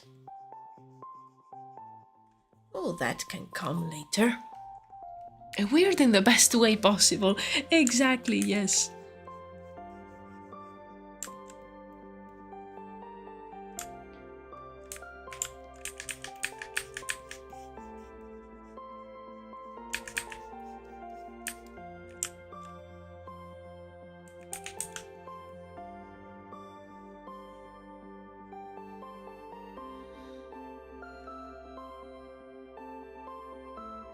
Oh, that one looks stunning, actually. Sunset after storm vibes.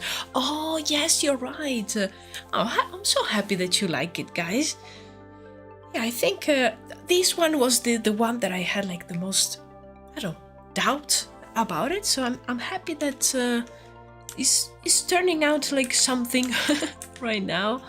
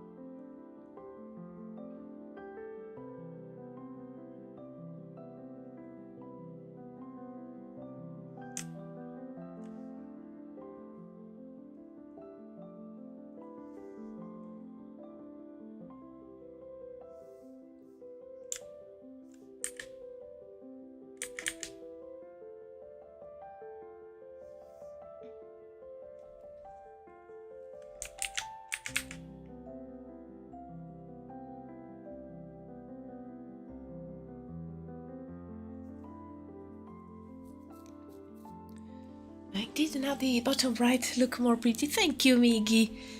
Yeah, I think it's really interesting, and it's also it's working the fact that the background is a little bit blurred, and then you have the foreground that's more in focus. And I think that's also gives it a cool vibe.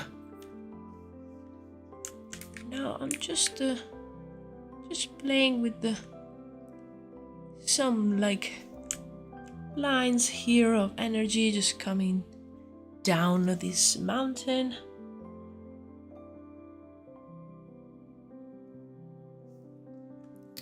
And I think I will smudge a little bit of these.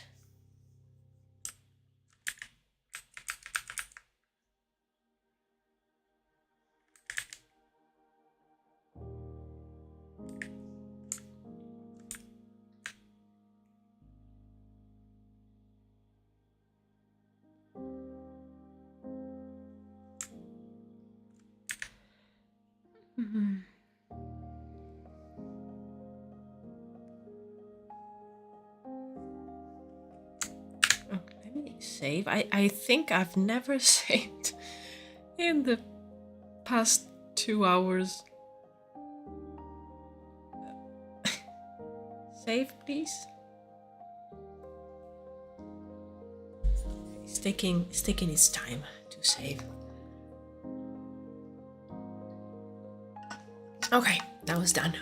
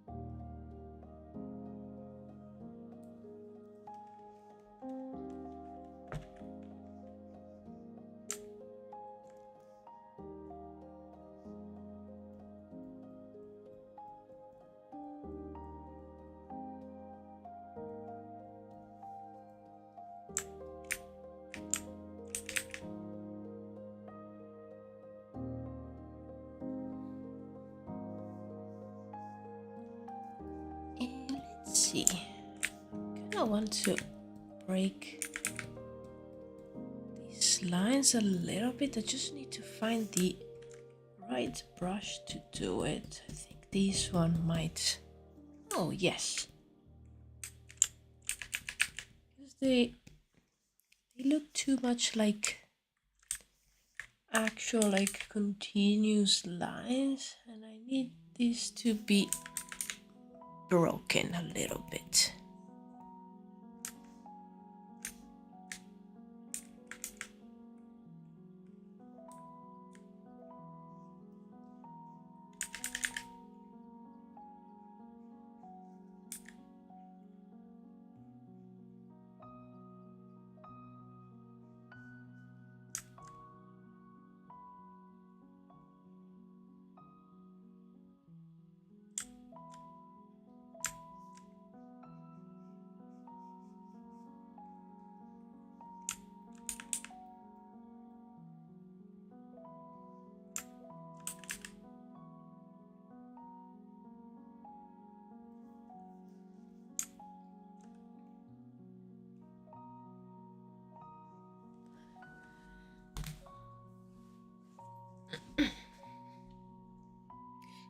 Alba, can I ask you what program to use? Is it GIMP? No, I use Photoshop.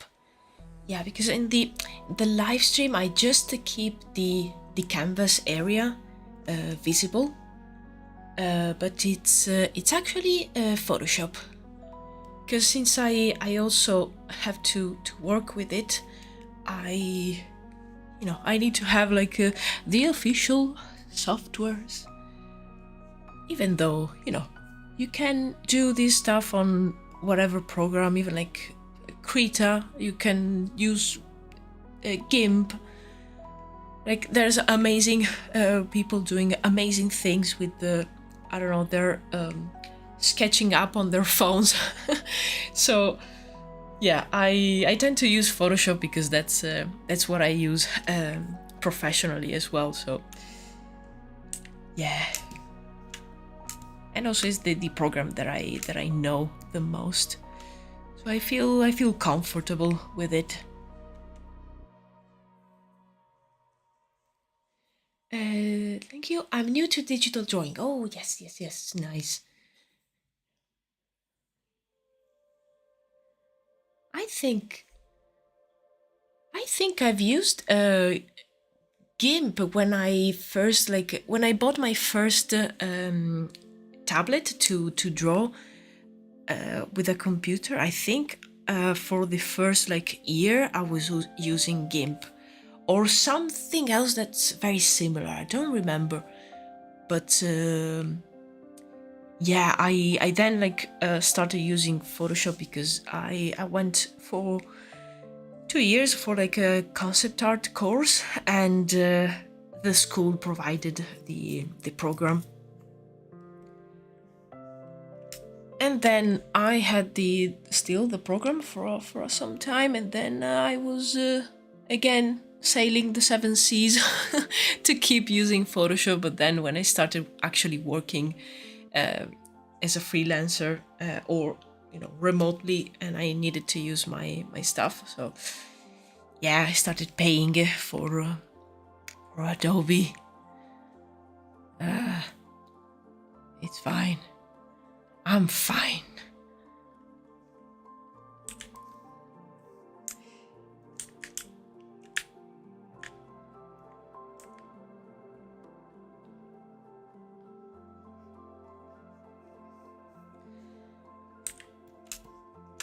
Okay, I'm pretty happy with this one.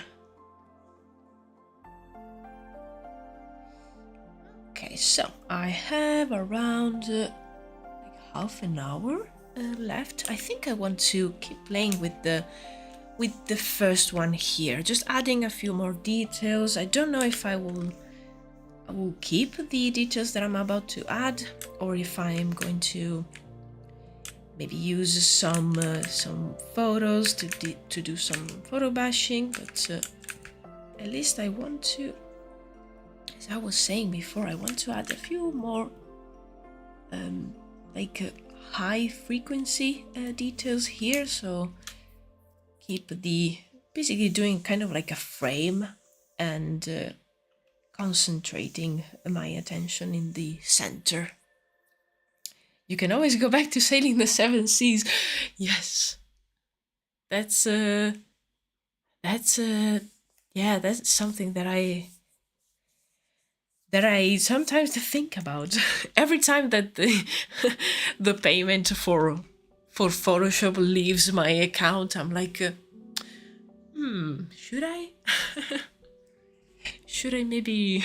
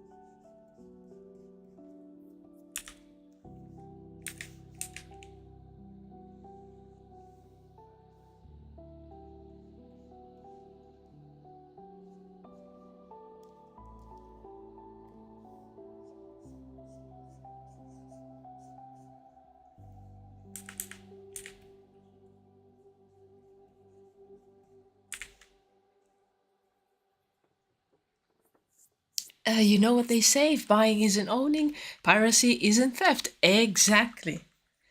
Exactly. And I am 100% in agreement with that thought, because, yeah, that's the truth. Like, if I have to keep having subscriptions for everything, even, I don't know, the air that I'm breathing. Okay. So, yeah. Let me just get my ship ready.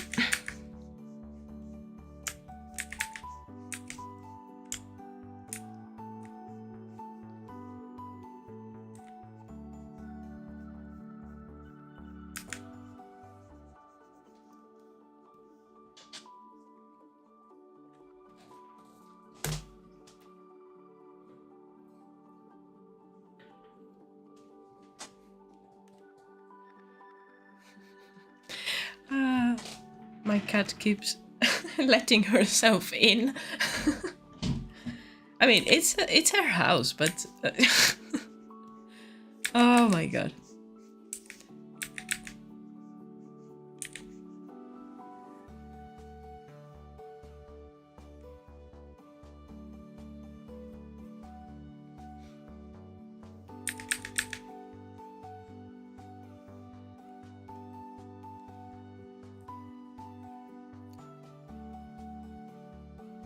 I say you should, but I have a third world country mindset, so I don't know.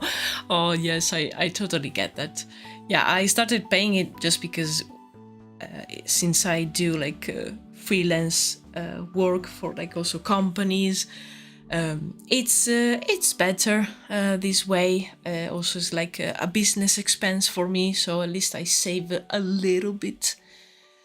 But yeah, I think for now I need to keep having the actual thing. But if at some point it goes, you know, up in price to like some unreasonable amount, what I will do is probably maybe like change program, maybe use something that's cheaper, like Clip Studio, Paint, and maybe like some Affinity Designer, something like that. I don't know if gonna be trouble if you show the UI that's new to me. Well, if I stream, that's no problem. Sorry, my cat keeps coming inside and going out. It's a party here today. Sorry, I need to take her. Okay, now it's running time. Must be a crazy day for her today. I'm also in the same page when it comes to Adobe product. Yes, yeah, I think we are in the same. And yeah, I think just to be safe for now, I prefer to have the subscription and the actual program. But yeah, let's see how it goes. And there are alternatives. There are still, you know, paid for, but they are probably cheaper. Just need to learn them.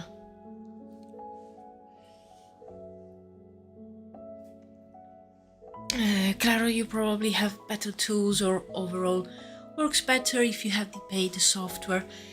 Yes, it's because, as I said, I didn't have the paid software before like 2020. That's when I started working, and before I had like a version of Photoshop, and sometimes it was a little bit unreliable. It will crash a lot. While this one, every time that it crashed, I knew why it did that, and it was probably because I was working on some professional stuff that with like huge files. So it was probably mostly a problem of my PC not being like powerful enough. and Photoshop going a little bit crazy. But with the pirate version, with the Skull and Bones version, that happened quite a lot. It was a bit more unstable. So yeah, when you're working, you kind of like paying for that and for like the support more than anything else. Your card is saying all the demons we let into your house with all that horror art. Yeah, that's why she's running now. Oh my god. Well, yeah, when they do the cats, when they do that thing that they start staring at something behind you and you're like, wah, and you're afraid of turning to see what they see, but there's nothing there, or at least that's what we think.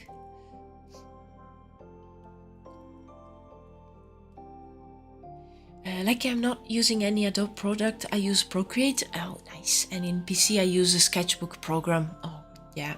My iPad for Photoshop I use Infinity and quite well handle it. Yes, I tried Infinity and it's great. I also have the iPad and I use Procreate for sketching, but also like lately I've been doing like whole concepts on that, and I especially like the thing that when you're working in Procreate, it's already like making the video process of what you're doing, and that's so handy for me for creating then the YouTube videos or the maybe like TikTok videos, shorts, anything like that. I know Clip Studio Paint has the same thing.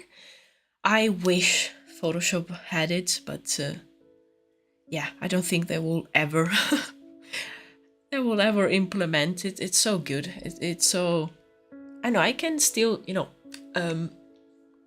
record the screen with OBS, but there's that extra step that sometimes I forget to open OBS and put the scene where it's like recording the right screen and start recording, pause when you're maybe like doing something else. It's a whole other like passage that I always forget to do. So sometimes I work and then I think, oh, I should have recorded it for videos or whatever, and I keep forgetting.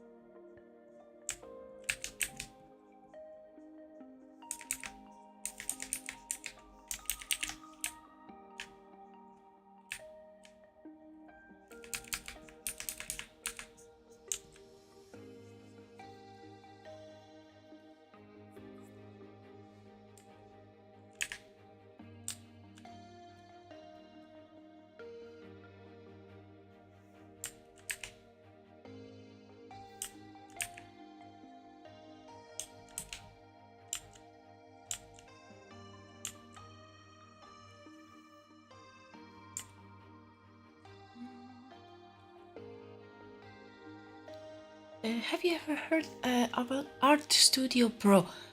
I think I've heard of it. I used that to make the webtoon. It's also good. I think I might have saw a video of an artist talking about Art Studio Pro and showing it, but I don't think I ever tried it. Is that on the iPad? Because I remember maybe like seeing the video of this artist showing it on an iPad, and they were kind of like recommending a few programs that they use.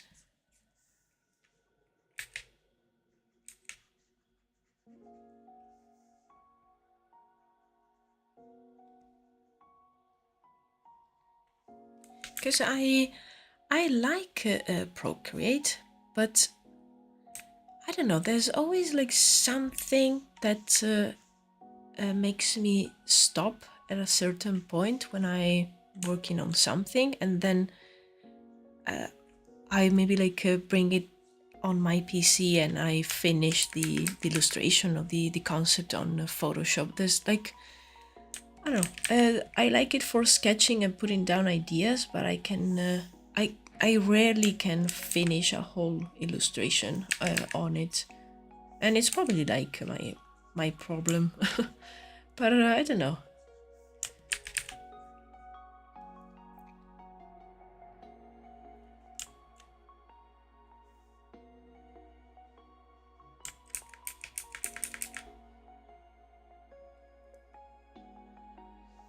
Yeah, iPad, and I do recommend to use it if you're familiar with UI of Photoshop. Okay, then I would definitely check it out.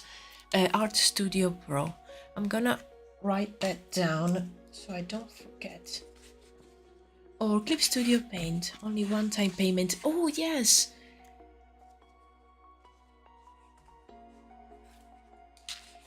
Yeah, I saw that you have the one-time payment on Art Studio Pro. I think that's what was one of the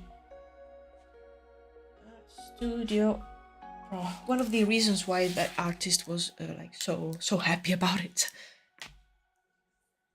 Also, I follow a few artists. Like I know of one that doesn't like use Photoshop for basically anything anymore, and he does all his professional work on an iPad. I don't know how he does it. Because as I said, on Procreate, he works. I don't know what it is, but at some point in Procreate, I feel that I can't push the piece far enough, and I have more control on Photoshop. Probably it's because I'm more, experienced in Photoshop. Probably it's just something like that, and nothing wrong with the program.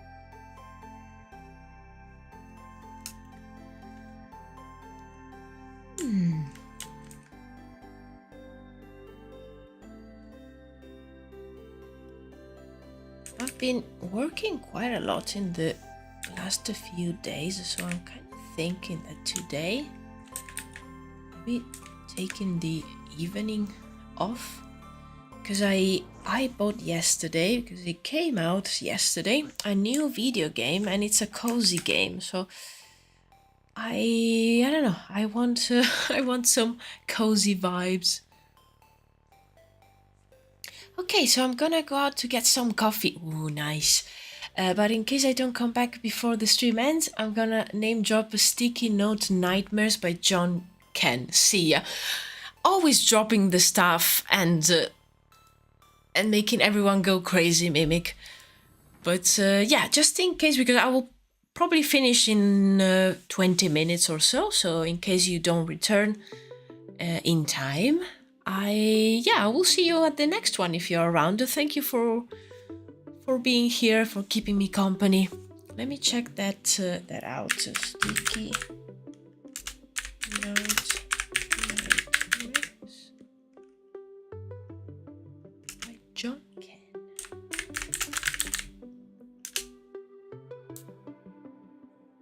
Oh my! Wow, this is a great idea. They're literally drawn on sticky notes. Oh, these are perfect for like a book. Oh, there's Tulu. And my cat is here again. Oh, amazing. I love this mimic. Oh. What video game is it? Let me check. I can't remember the full name. Little Witch in the Woods. That's the name of the game, and it's on Steam. I saw a trailer for that like a few months ago, and it was in early access, but it was actually fully released yesterday. And yeah, I bought it because it was only like £12 or something like that. It looks really cozy, like you're a witch, but I feel like from what I remember, you help the villagers of like the place where you live, and you have missions, and you brew potions, you do spells, and you have a broom, and you fly around, and everything is pixel art. It's I don't know, it looks so perfect to play in like September and October. All the spooky cute vibes. I haven't tried it yet. I haven't started it. I installed it yesterday, and I'm waiting for the perfect moment to play it.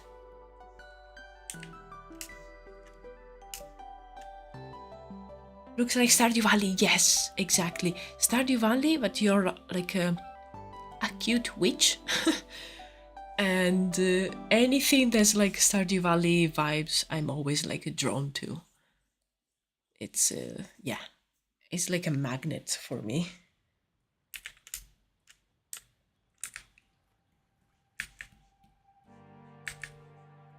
Yeah, so I'm really curious to try it, to see if it's fun to play, and if it works well. But it had like good reviews, and I already saw that a few people were playing it, so I have good hopes.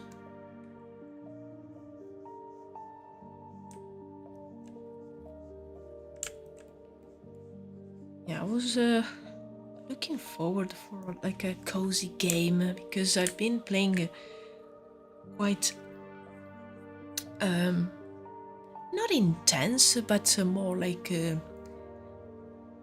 different kind of games, not cozy at all, and I was craving the cozy vibes.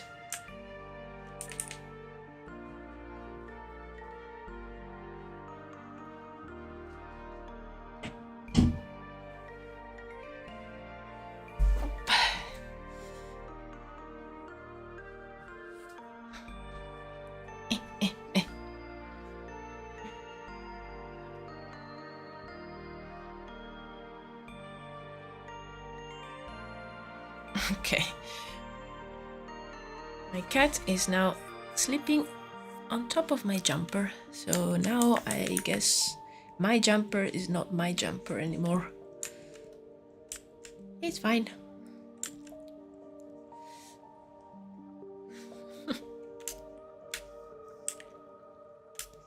Cozy vibes, I love it, yeah. Yeah, and I like to play different kind of games, but the cozy ones, there's like I always like go back to them for maybe just for like a period of time, like a few weeks or a few months. But I always need it. I always love to have at least like one cozy game going on in my life, or like a couple, so I can play them from time to time. I like to play while it rains outside. Best feeling ever. Yes.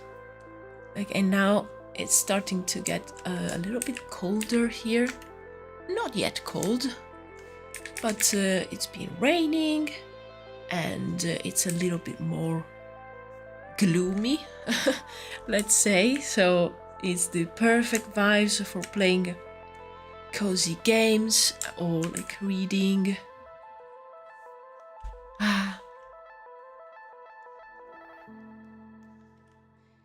Yes, yes, yes.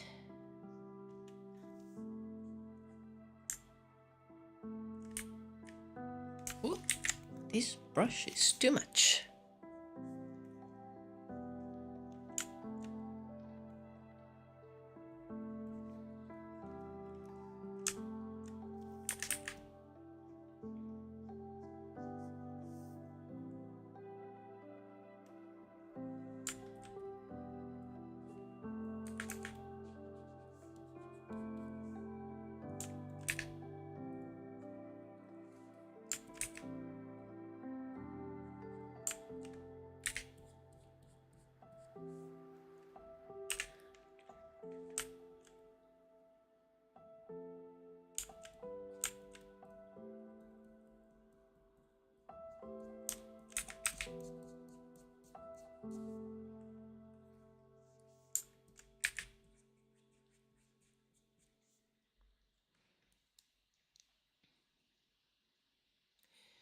Beautiful, perfect vibes. And here is the opposite.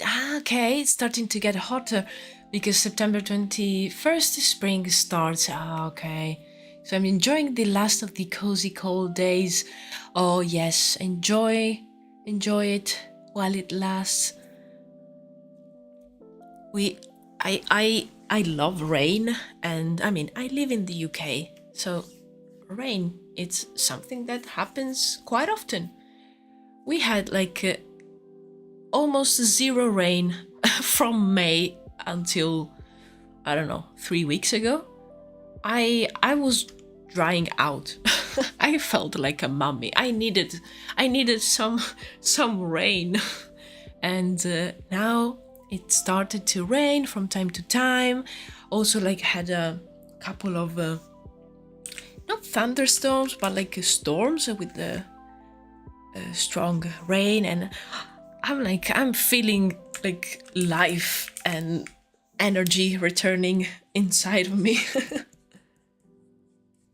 Yeah, I'm definitely not a summer person.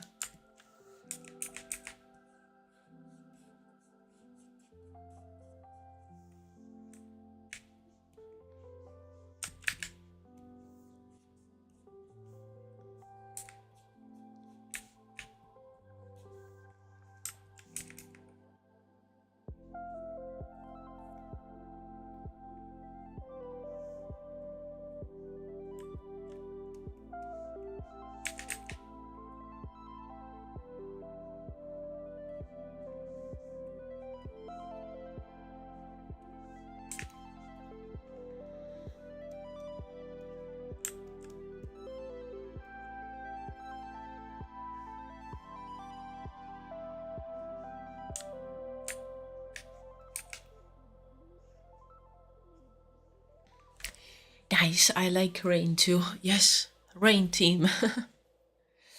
I prefer dry season. Wet season is a big hassle for me. Yes, I guess it depends where you live. Like, my country only have 2 seasons. Yes, exactly. So if you live somewhere where the wet season, it's like monsoons and it rains so much, like doing everything becomes a struggle.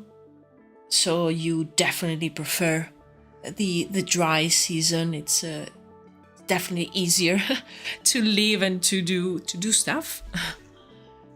UK is definitely for you if you're not a summer person, I'd say. Yes, exactly. Yeah, because I come from Italy, where even though I'm from the north of Italy, summers are unbearable. The humidity is like 99%, and the temperatures reach 40 degrees or just below. And like everyone has AC. I don't know anyone that doesn't. So the struggle is the fact that you have to stay inside. Like, it's a lovely weather outside, but you can't breathe, and the sun will kill you.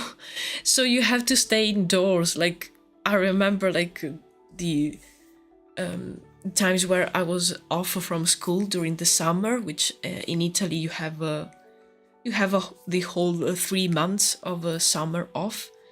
And it was so boring because you have to stay inside. Like, you can't even like play in the garden. You can't. I used to do it, but in the evening because it will cool down. So yeah, probably that's why I hate summer, because where I'm from is not nice. But here, summer, it's fine, and it's difficult when here maybe we have the heat waves, and it reaches like 30 degrees, maybe a little bit more in some places, and yeah, you don't have AC. Like, here is not a common thing to have.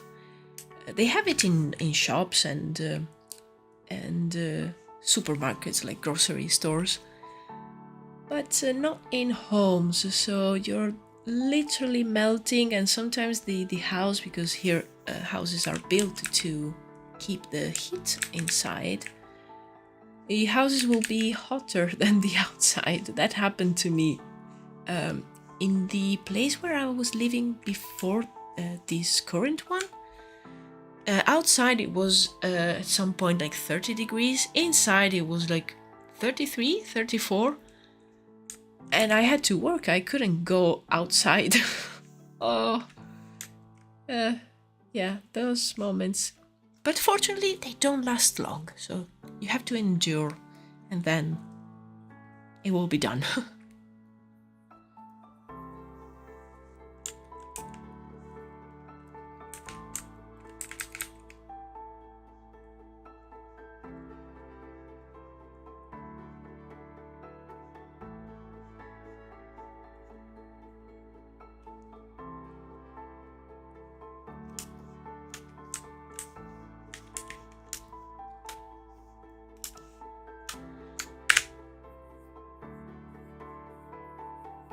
Yeah, I think I definitely will use some pictures just with the photo bashing, just to add some texture around here.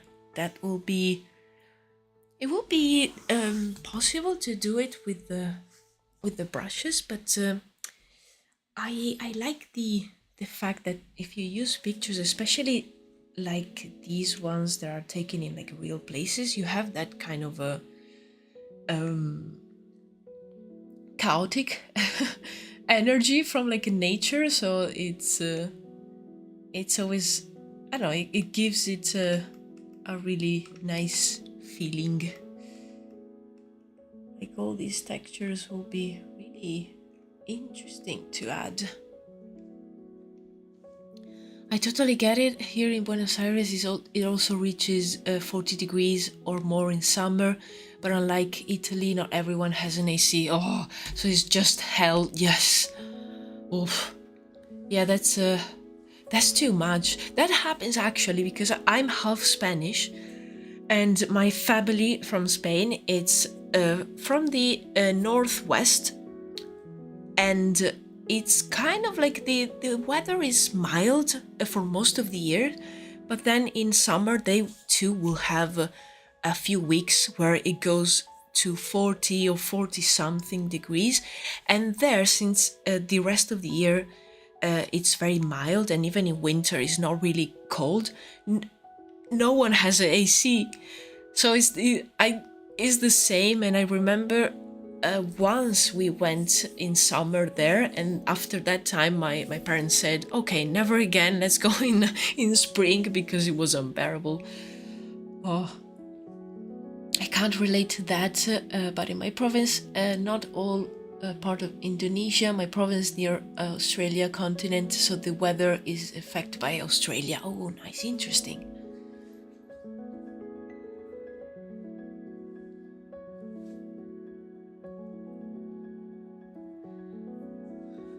Yeah, that's really interesting. When I think about the fact that there's like places near the equator where, yeah, you basically have only 2 seasons, and places on the other hemisphere that have the seasons are on a different order. And you know, when you grow up in the northern one, thinking that when your winter starts, there's people like starting to enjoy their summer. It's always strange, but it's so cool. I love it. When I was oh, I'm back. Were we talking about weather? I love weather. Hello, Mimic. Yes, we are actually talking about like coziness and cozy vibes. So we were talking about when it rains, and that we like it very much. But then, of course, Migi said, I live in a place where we have only 2 seasons. So like rainy season, like the wet season, is not so nice. So we started like talking about the weather and all its strangeness. Sounds similar to here, too cold in winter and too hot in summer. Yes. Yeah, it's great, and I really like to see, and to like actually to remember that where you live, especially like in Europe and like North America, that it seems like all the rest of the world revolves around those 2 places, and everywhere everything works the same like that. It's not like that. The world is a far more interesting place. So there will be people enjoying the beach on like a Christmas Day, and there will be people that stay inside because outside it's like minus 25. I love rain. I live in Bangladesh. We have a lot of rain. Oh, I like rain too. I don't know. There's something about it.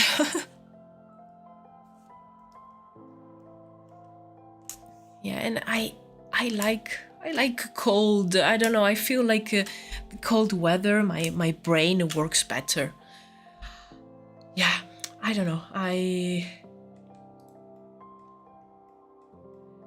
What can I say?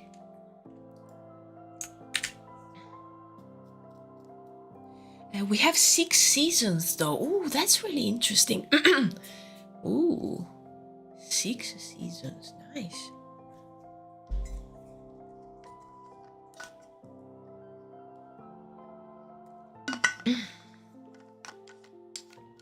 I want to know more too about these 6 seasons.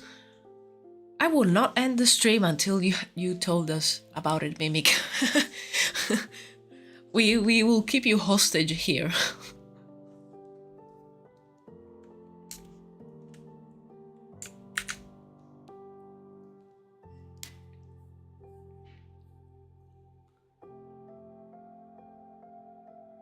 Summer, monsoon, autumn, late autumn, winter, spring. Oh! Wow, okay, interesting. So you can kind of have that like a monsoon season just to break the summer, and then autumn starts.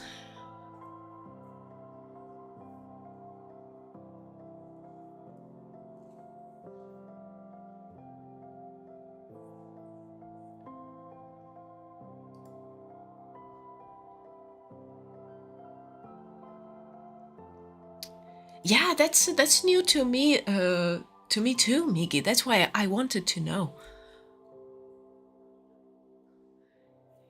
Thank you for sharing that, Mimic, because we love. I think we love learning new things here. So we are all very curious people.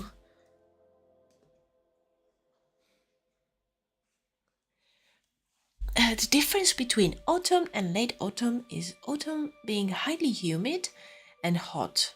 Ah, with grasses getting flowers.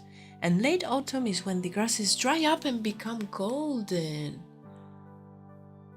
Oh, that's so interesting.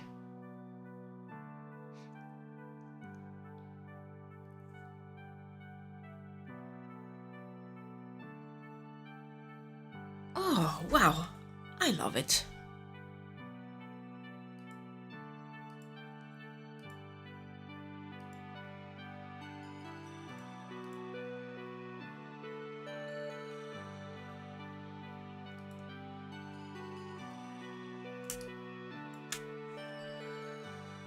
Okay. Well, yeah. Now that I know about the 6 seasons of Bangladesh, so interesting, I am happy and content. So, I think I will end the stream here, guys. But I will be streaming again on Thursday. I wish I could do an extra stream this week because last week I only did one. But since I'm going away next week and I won't be able to stream or to work, especially on the next video, I think I will need to just keep the regular 2 streams this week because I'm on a deadline for the next video, which will come out probably the 1st of October. And so yeah, if you're around on Thursday, I will be streaming again. So if you're around and you're free, you can join me. What was that? Okay, notification. That's crazy. We are curious and creative people. Exactly. Ciao Alba, see you next stream. Buonasera. Thank you so much. Muchas gracias. And yeah, I wish you a great rest of your day and nice Wednesday. And I'll see you on Thursday if you're around. I'll probably keep working on these environments and maybe like show some tricks with the photo bashing because I think that will be the next step. Nice. Good progress today, and thank you again for all your suggestions. I am gonna save them on the list now. See you again, guys. Yeah, see you, Miki. See you, Barbatos. I don't like say goodbye because it feels like we don't meet again. Oh yeah, I get that, and I will say just to see you on Thursday. See you next time. Good luck. Buenas tardes. See you, everyone. Cheers. Have a good one. Goodbye.